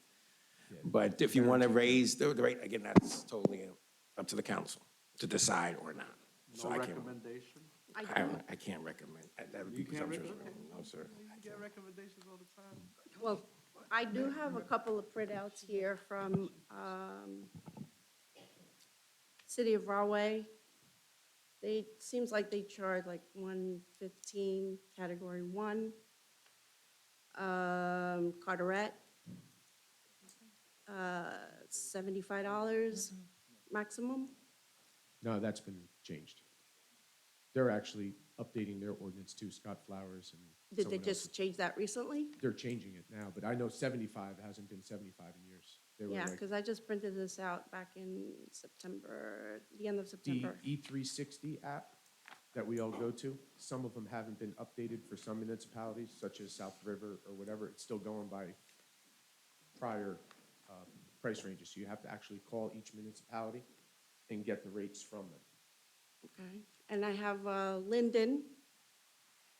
They have about $100, their fee. Plainfield, I see here between the hours of 8 a.m., 6 p.m., it's $25, and between 6 p.m. and 8 a.m., $35. Storage? Not storage, it's towing. No. Yeah, that's probably very outdated. Okay, thank you. Good evening, ladies and gentlemen. Adult Suffolk, 341 Colfax Street. So just to answer the question, I did submit municipal towns ordinances, all which are compatible to the city of Perth Amboy. Mr. Green reached out and he requested to keep it within Middlesex County. So I resubmitted every single town in Middlesex County, every single town. I sent it to Mr. Green and I forwarded it to all the council members. We are by far the lowest. All the towns that were mentioned in my email, including Edison, South Amboy, Saraville, South River, are updating the prices to follow the state police criteria. We're not really asking for a huge increase, but we are asking for an increase. Carteret is redoing their ordinance. Edison's redoing the ordinance. Rawway is redoing the ordinance. I'm not sure with that $25 a toll, that's unheard of, probably from like have been updated from like the early 1900s, but it's very, very old. So we are requesting a little bit of increase in the rates, and we are requesting also a little change in the language of the ordinance to allow us to charge for the equipment. I also forwarded an email with videos that show some of the equipment that we use, how it's used, and the price of that equipment. This is all stuff that we are paying for, and it requires maintenance on a per-use basis. So we do need a little bit of help with, as far as the language is concerned, and the increase of prices. So we've been going through this since like April already, or May, that we're going back and forth and just waiting for something to take action. Again, we're not looking for a huge increase, but if we go from 125 to a little bit more increase and change some of the language, none of these other towns offer that 12 hours that we offer for free. They don't. So when you look at some of these ordinances, they have a little bit slightly lower fees, but the storage is effective from minute one that the car gets towed. So if you put all these prices together, it actually makes up the difference. Again, we have 10 people in the rotation. Not some of these other towns only have 1 or 2 or 3. As big as Servo is, they only have 1 towing company. As big as they are. South Amboy has 1. So we have 10, and there's a potential 11th that's applying to get on the toll list from the west side of Carteret. That's another whole issue that we have to deal with when it comes forth. But we really need to look into this ordinance change, especially with the prices. We're all here, we keep coming here, we take time out from our families and our work to come and present the same information over and over and over. And I would like to see some action taken, because it's already been months and months and months. And like I stated in the past hearings, the last time we had an increase was about 8 years ago. Prior to that, it was 25 years. So we're not keeping up with the dates. And if you guys feel that it's time consuming, that we constantly keep visiting this, all we have to do is follow the state police rules. That's what all the towns are doing now. Everybody's following state police rules. I'm sorry, but I think after I've been on the council, you got an increase. I mean, you're just saying like the last one that you had was 8 years ago? About that, yeah. But after I was here, there was an increase. So And I haven't been here 8 years yet. the last increase that we had wasn't technically increased. It was basically a merger, because you guys increased the fee from $85 for a flatbed night fee to $125, but took away the option of the prices that we would charge for dollies. So if a vehicle required dollies, it was the 85 plus the 50 being charged. So you gave us a 125 fee, but took away the 50. We went from 6-hour storage free to 12-hour storage free. So yes, you gave us something, but you also took. So we ended up in the same position, basically. And that was in I'm 2020, I sorry, believe, but, right? Mr. Puccio had a question. Oh, well, I don't have a question. I'm more of an observation and a statement.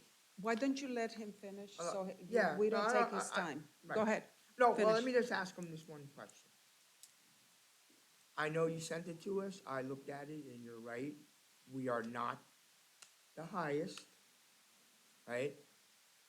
And, you know, there are several other places that are much more money that cost more money than us. So I don't know why we keep hearing that they're expensive. I heard it with my own ears, right in that hallway, that we have the highest rates. I heard that. That's the narrative we're being told.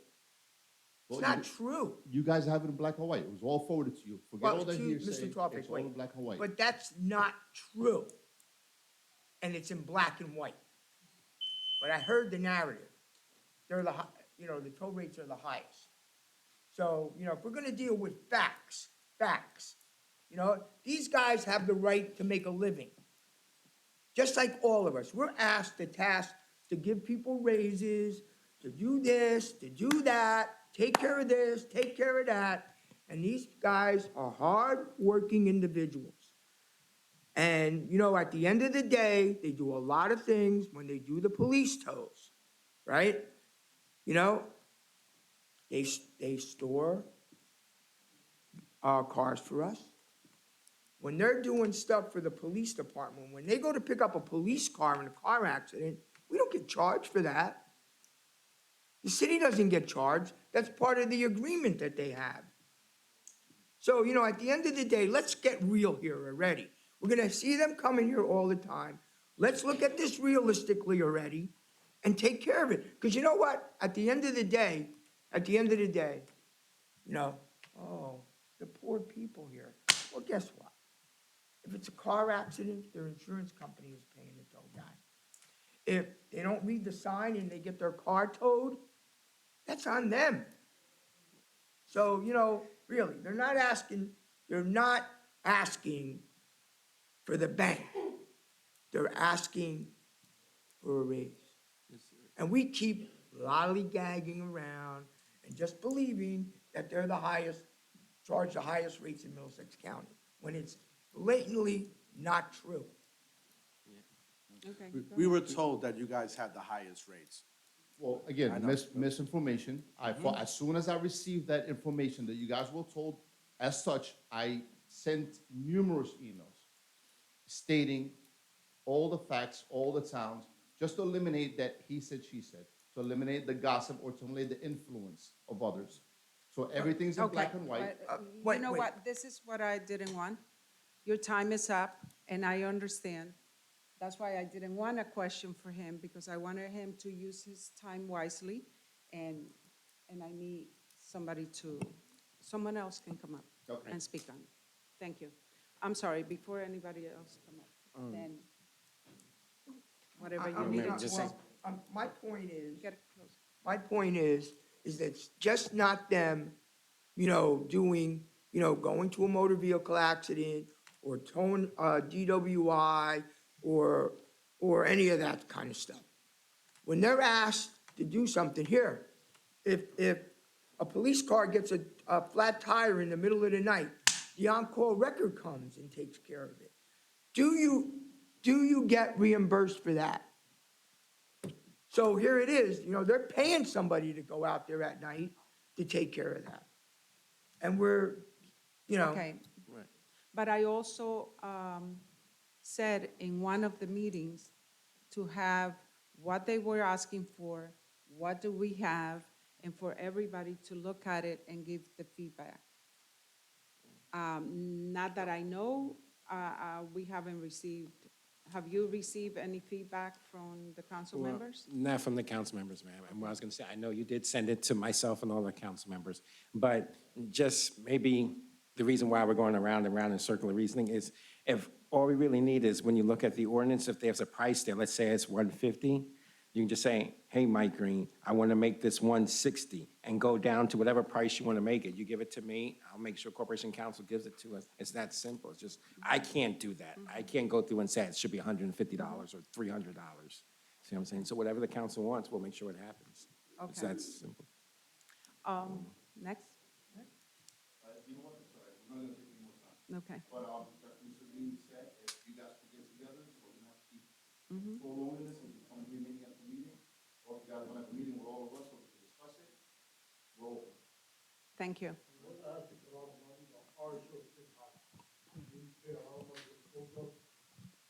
Okay, if you want to speak, you have to come to the mic and say your name and your address, please. Miguel Ortiz, 3 Ronson Road, East New Jersey. I own Ortiz Towing. Like Adele's trying to get us more money.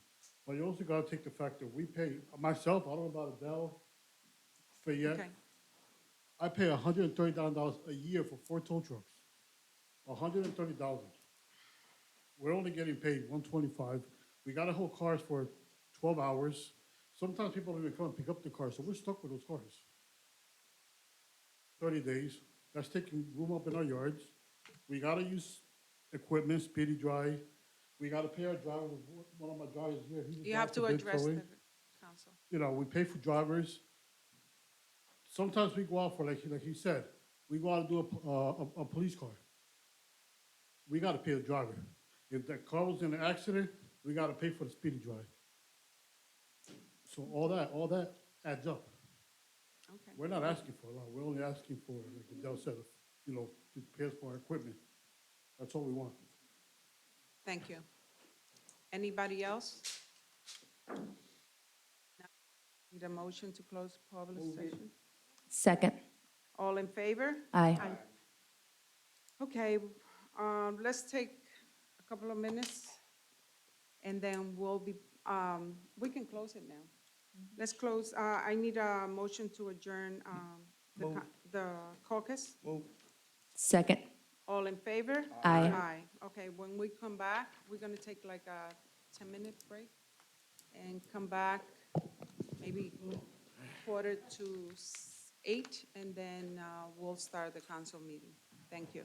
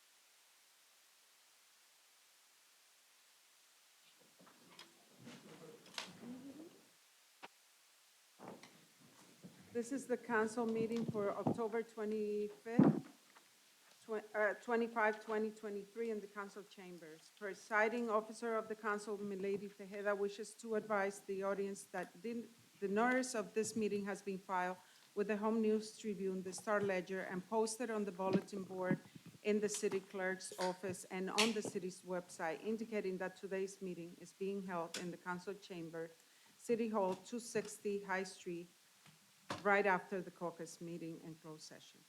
Council President Tejeda, as a courtesy of the governing body, I will ask all individuals present, including members of the audience, to please turn off all cell phones and electronic devices should you need to make a telephone call.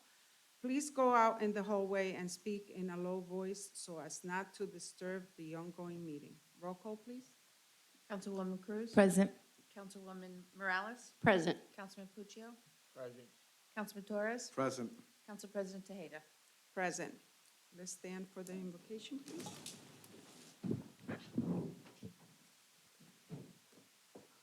Dear Lord, please watch over this governing body. Please provide us with the wisdom to make the right decision for our citizens and for our city, and especially for our children in this town and every resident. Also, protect our troops wherever they are and their family, and bring them home safe.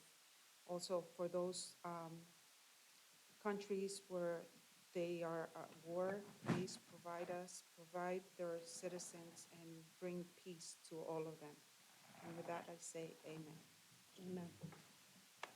I pledge allegiance to the flag of the United States of America and to the republic for which it stands, one nation, under God, indivisible, with liberty and justice for all.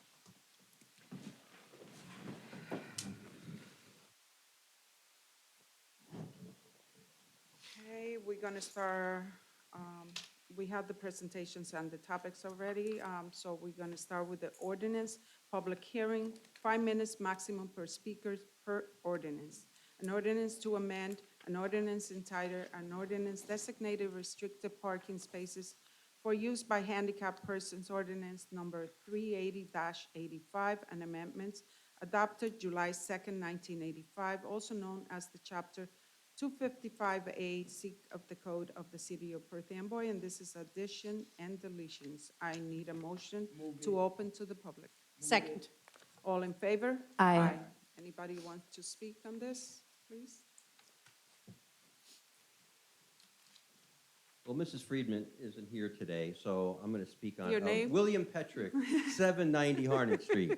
So Mrs. Friedman isn't here tonight to speak on this, but, you know, every meeting we have additions and deletions, and I really still don't see a reason why her husband isn't getting that handicap parking space.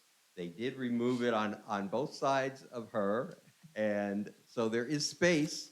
And why that poor lady has to keep coming here and calling me and sending you emails constantly, I'm sure. Oh, I don't know, I haven't seen any. Anyhow, you know, I just don't understand it. It's not a big deal.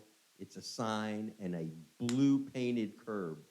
How much trouble is it to give the poor woman her handicap spot? But thank you. Thank you. Anybody else? Can I answer that a little bit? Oh, I'm sorry. Sure. Perth Amboy has more handicap parking spaces than Jersey City. And we have a parking crisis in this community. So this was one way that we were trying to address it, by really sticking to the handicap parking ordinance. Thank you. Anybody else? Seeing none, I need a motion to close public session. Second. All in favor? Aye. I need a motion to adopt. Second. Roll call, please. Councilwoman Cruz? Yes. Councilwoman Morales? Yes. Councilman Puccio? Yes. Councilman Torres? Yes. Council President Tejeda? Yes. Number 2, an ordinance to establish the honorary naming of Dorothy Street as Tyrone Fascio Way. I need a motion to open to the public. Second. All in favor? Aye. William Petrick, 790 Harnett Street.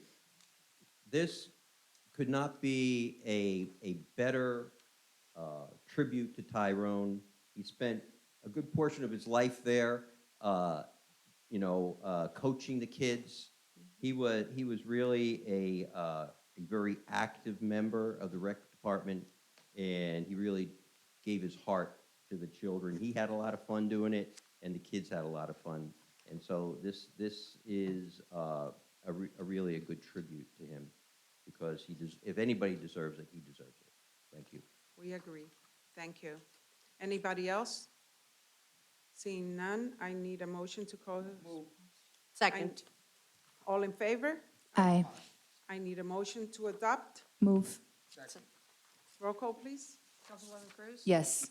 Councilwoman Morales? Yes. Councilman Puccio? Yes. Councilman Torres? Yes. Council President Tejeda? Yes.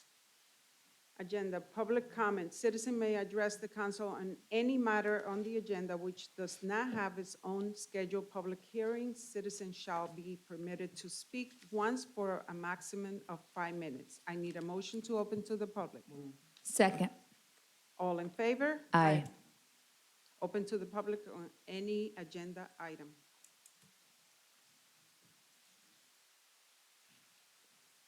William Petrick, 790 Harnett Street. Okay.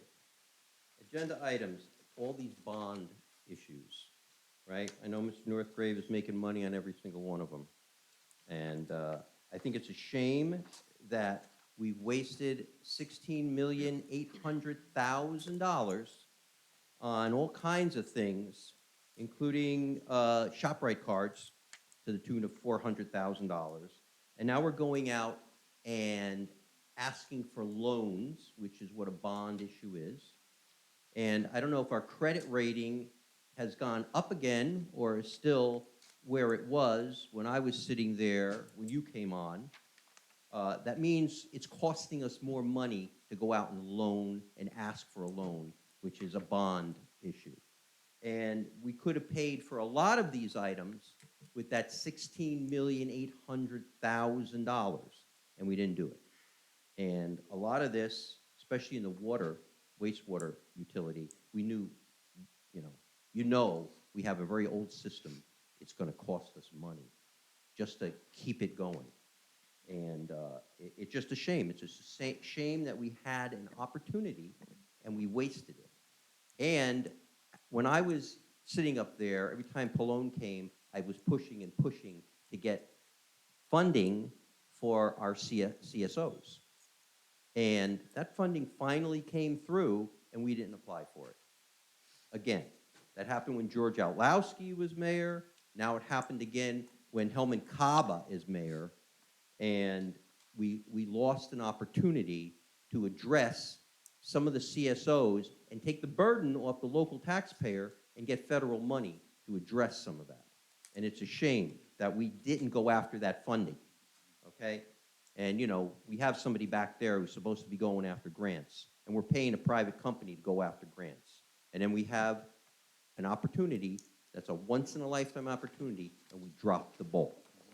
And just one comment on the towers. Now, it's interesting, our rates are very low, but That's not on I the heard him agenda. say That's that, not on the agenda. that another tower wants to come in. You might want to consider reducing the number of towers so that there are fewer towers, but they get more time.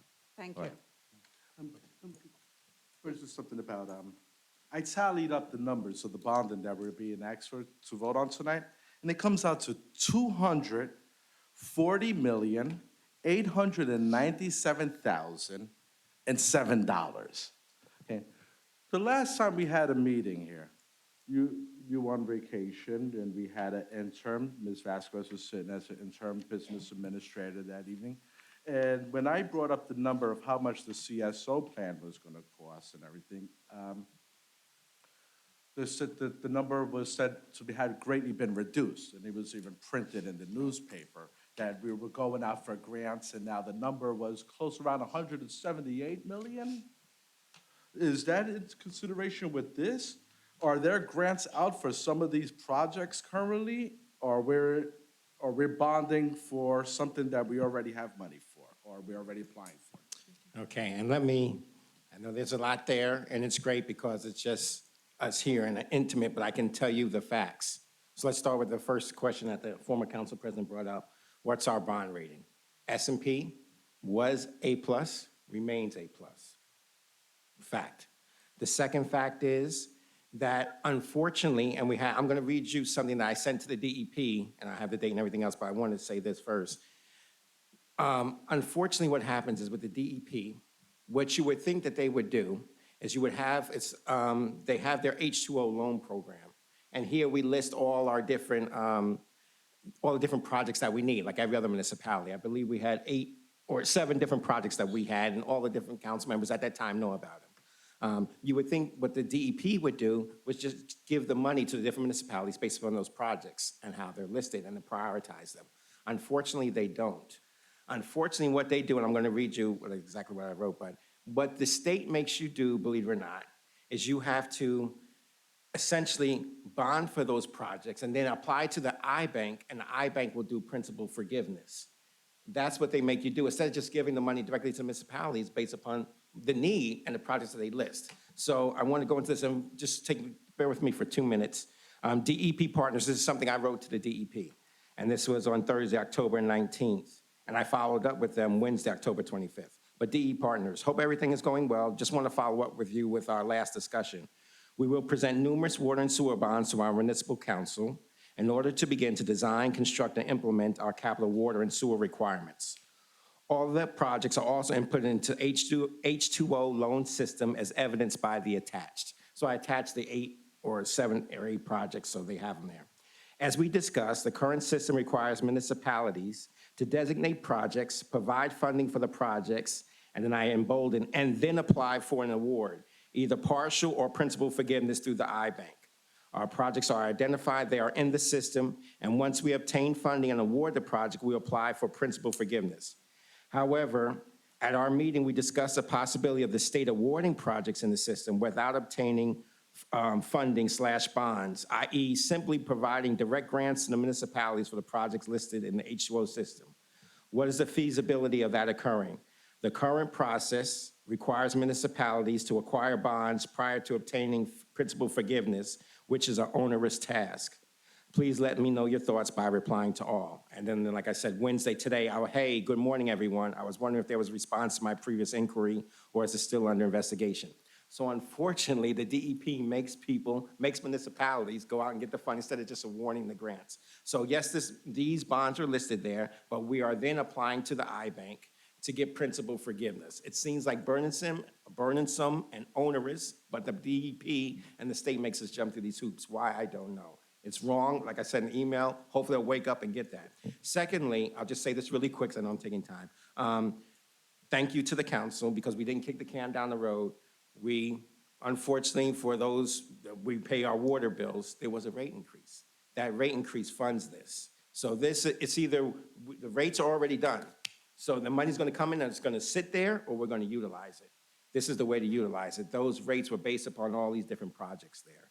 Hopefully, through principal forgiveness, then we'll have even more money to do more projects. So that's the answer. I'm trying to sum it up quickly. Okay. Yeah, we've heard this a lot. Is there anything else we're doing to offset this besides the rate increase and besides this loan forgiveness? Well, we just said Is there principal forgiveness, anything that's else? grants. We're trying to get the grants. Unfortunately, we wouldn't even have to go out and do the rate increase if the state would have did it I'm saying the proper way. And so now, if we do get this loan forgiveness, is it in the contract here that, or what you're asking for us? Is the money going to go directly to pay this off? Yes. And then are we going to revisit the rates, the water and the sewer rates? There'll be more projects, and like you just brought up, the long-term control plan. And how much is the long-term control plan, which is in addition to this? So there's still more things so to there'll do be with more water and sewer. projects. Yes, So, there's okay, more. okay. Unfortunately, this is not a finite program. It's like any other mechanical system, just like your car. You think you fix it once and forget it. Unfortunately, it's not. There's other things that need to be done, sir. And I think also when we had the presentation that Mr. Perez and the other gentleman that was here, this was mentioned that the money has to go in and start the project. Otherwise, we can move along. All right. Anybody else? But I still want to put that number again out Okay, there. go ahead. I tallied up the number. It is $240,897,007 that we're being asked to borrow tonight. And it's also, we have an old system that we need to take care of. Anybody else from the public wants to speak? I need a motion to close public session. Second. All in favor? Aye. Okay, supplemental debt statement, water, waste, water various improvement, $61,520,522. Water, wastewater general, NJIB, $94,376,487,000. Water, wastewater Woodbridge trunk line, NJIB, $9,500,000. Water, wastewater Runyon treatment plant, NJIB, $75,500,000. Reports, Jill A. Goldie, CFO Controller, submitted the following report. Investment report for the month of September 2023. Revenue and appropriation status report as of September 2023. Current fund, water, waste, water utility, parking utility, harborside marina utility. Number 2, check register report for the month of September 2023 in the total amount of $8,885,315 with 8 cents. Ordinance, first reading, no public discussion. Number 1, an ordinance to amend an ordinance entitled an ordinance designating restricted parking spaces for use by handicapped persons, ordinance number 380-85, and amendments adopted July 2nd, 1985, also known as Chapter 255A of the Code of the City of Perth Amboy, and this is about deletion. I need a motion. Second. All in favor? Aye. No. Roll call. Councilwoman Cruz? Yes. Councilwoman Morales? Yes. Councilman Puccio? Councilman Torres? Yes. Council President Tejeda? Yes. Number 2, an ordinance of the City of Perth Amboy, County of Middlesex, New Jersey, amending an ordinance entitled Ordinance Fixing and Establishing a Schedule of Salaries and Salary Ranges and Increments for Officers and Employees of the City of Perth Amboy. Ordinance number 218-79 as amended, adopted July 3rd, 1979, to reflect the Perth Amboy Blue Collar Union International Brotherhood of Teamsters Local Number 97 Memorandum of Agreement. I need a motion. Second. Roll call, please. Councilwoman Cruz? Yes. Councilwoman Morales? Yes. Councilman Puccio? Yes. Councilman Torres? Yes. Council President Tejeda? Yes.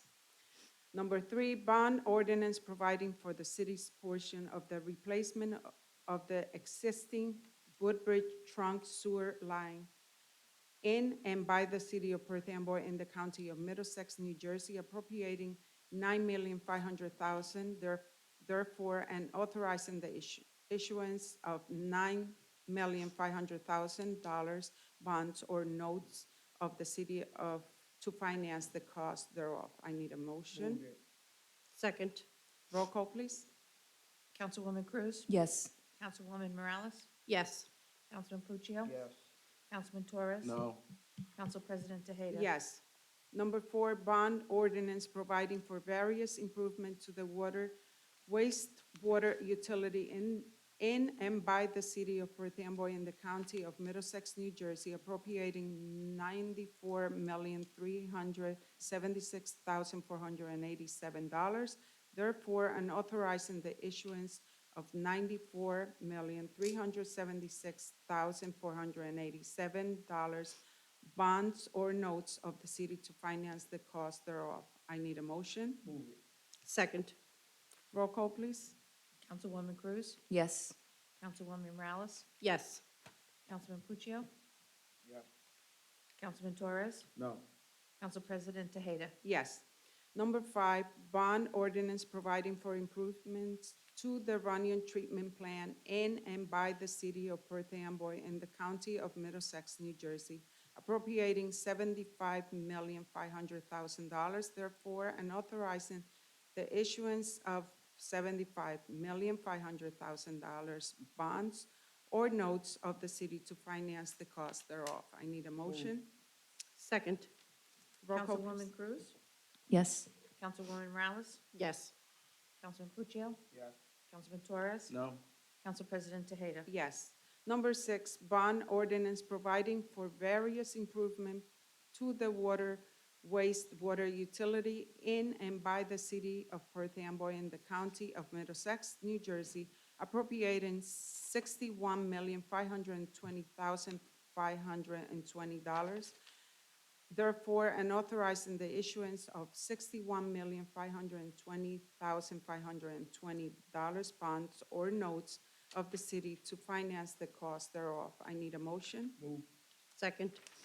Roll call. Councilwoman Cruz? Yes. Councilwoman Morales? Yes. Councilman Puccio? Yes. Councilman Torres? No. Council President Tejeda? Yes. Resolution, look over the resolution, and if you need to pull anything.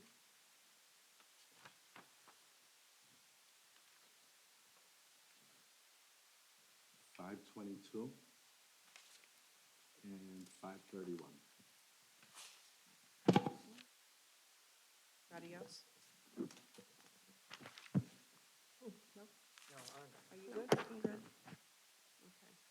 Okay, the consent agenda is R 519 through R 521, R 523 through R 530, and R 532 is the consent agenda. I need a motion. Move. Second. Roll call, please. Councilwoman Cruz? Yes. Councilwoman Morales? Yes. Councilman Puccio? Yes. Councilman Torres? Yes. Council President Tejeda? Yes.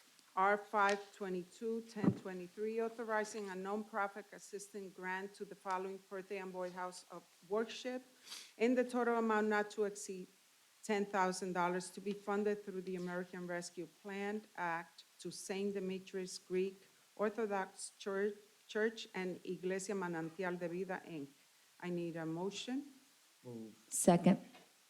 Roll call, please. Councilwoman Cruz? Yes. Councilwoman Morales? Yes. Councilman Puccio? Yes. Councilman Torres? No. Council President Tejeda? Yes. R 531, 1023, directing the planning board to investigate whether the property commonly known on the city's tax maps as Block 184, lots 9, 10, 11, 12, 13, 14, 15, AKA 437-439 Convery Boulevard, should be designated as an area in need of redevelopment pursuant to the local redevelopment and housing law, NJSA 48, column 12-1. I need a motion. Move. Second. Roll call, please. Councilwoman Cruz? Yes. Councilwoman Morales? Yes. Councilman Puccio? Yes. Councilman Torres? No. Council President Tejeda? Yes. Okay, public portion. I need a motion to open to the public, 5 minutes maximum per speaker. Second. All in favor? Aye. Anybody wants to come and speak on anything? William Petrick, 790 Harnett Street. Resolution R 531. Is that Eddie Trujillo's property? No. Sorry, no. That's not the one? Because he said Sarah Avenue and Convery Boulevard. So No, that's it's the not. opposite side of the street. Is the one? Old Anderson roofing property, that burned down. Because that's all part of Eddie's project. It's not. If it's Anderson Roofing on the corner of Sayre. No, across the street, remember where the fire was? Yeah, okay, by the liquor store. Yes, next to the. Okay, okay. And the other thing is, you know, when people come up here, you have to listen intently, right? So when AD was up here, he's talking about, you know, the rates are low, they're not making enough money, they're not getting, you know, enough work out of this, and they're not But then he tells us that there's even more towers who want to come into Perth Amboy and tow. He's talking about another guy potentially from Carteret.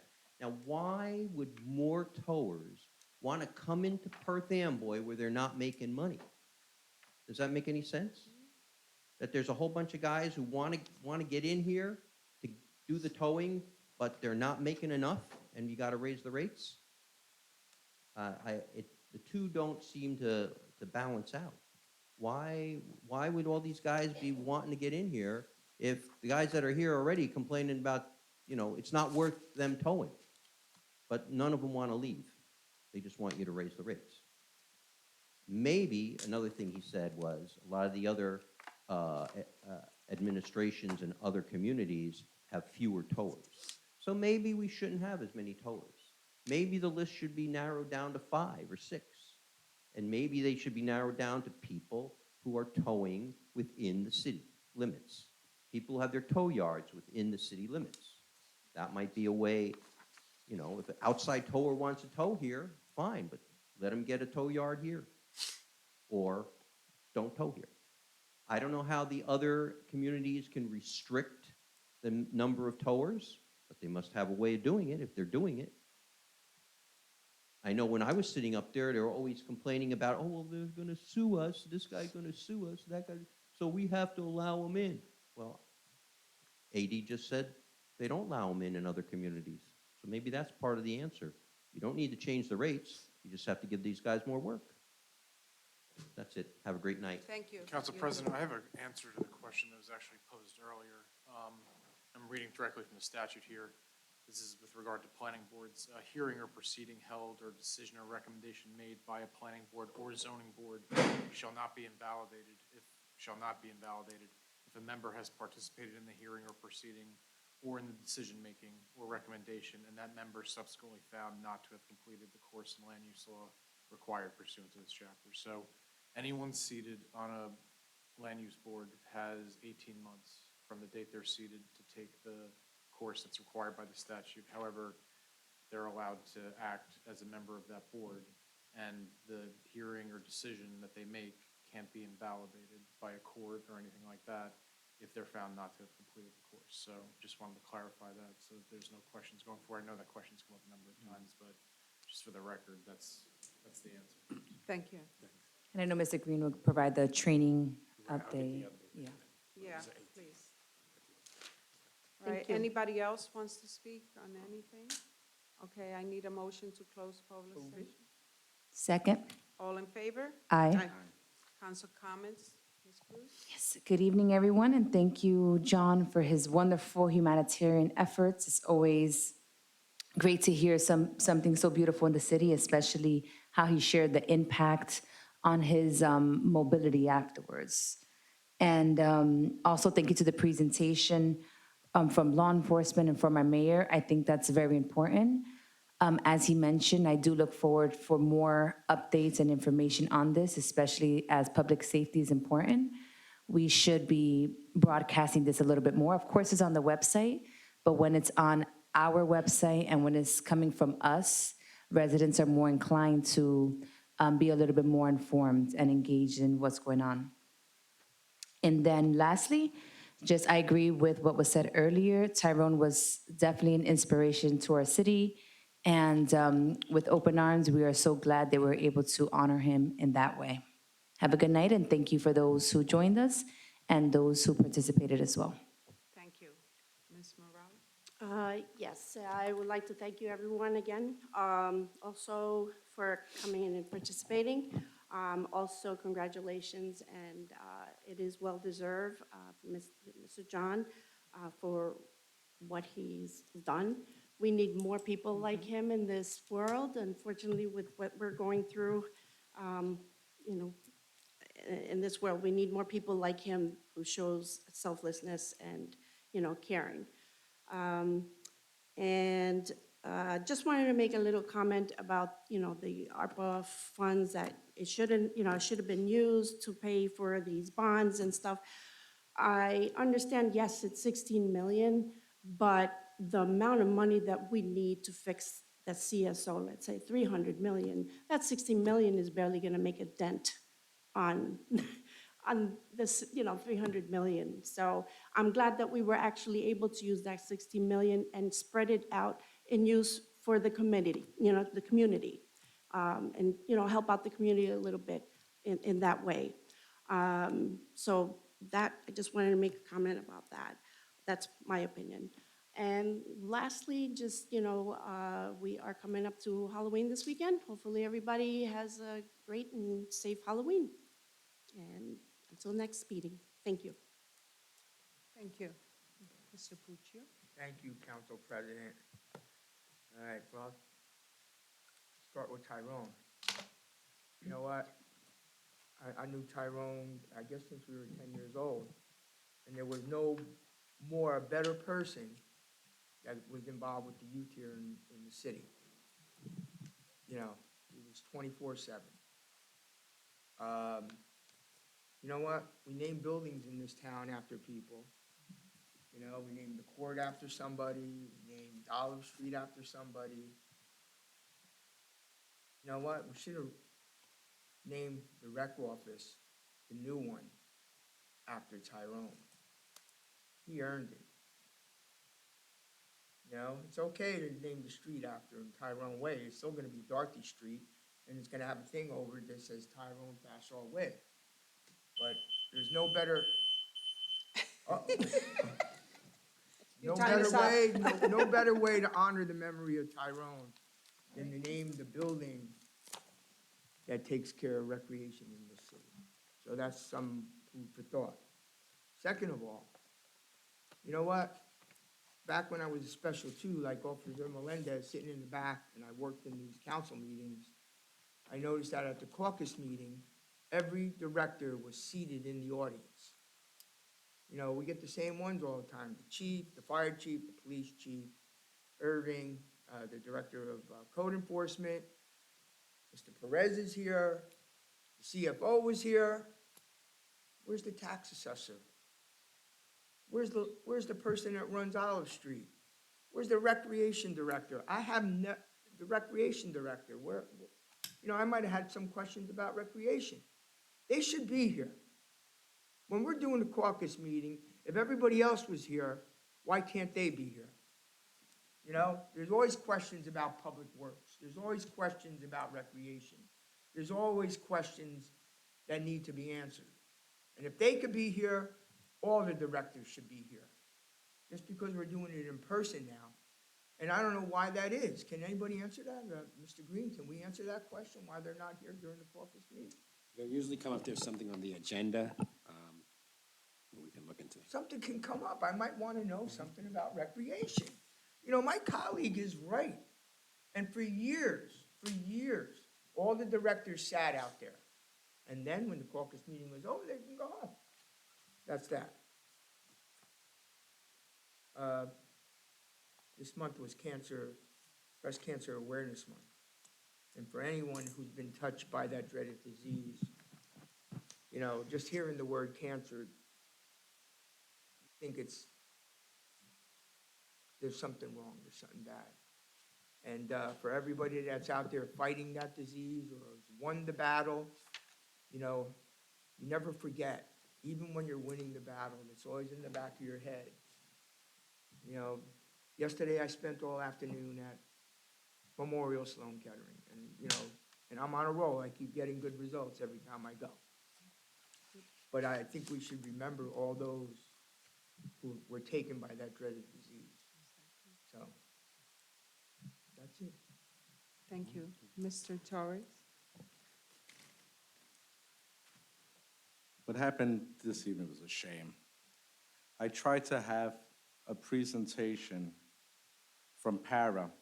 Now, it was first scheduled back in April, and it was postponed.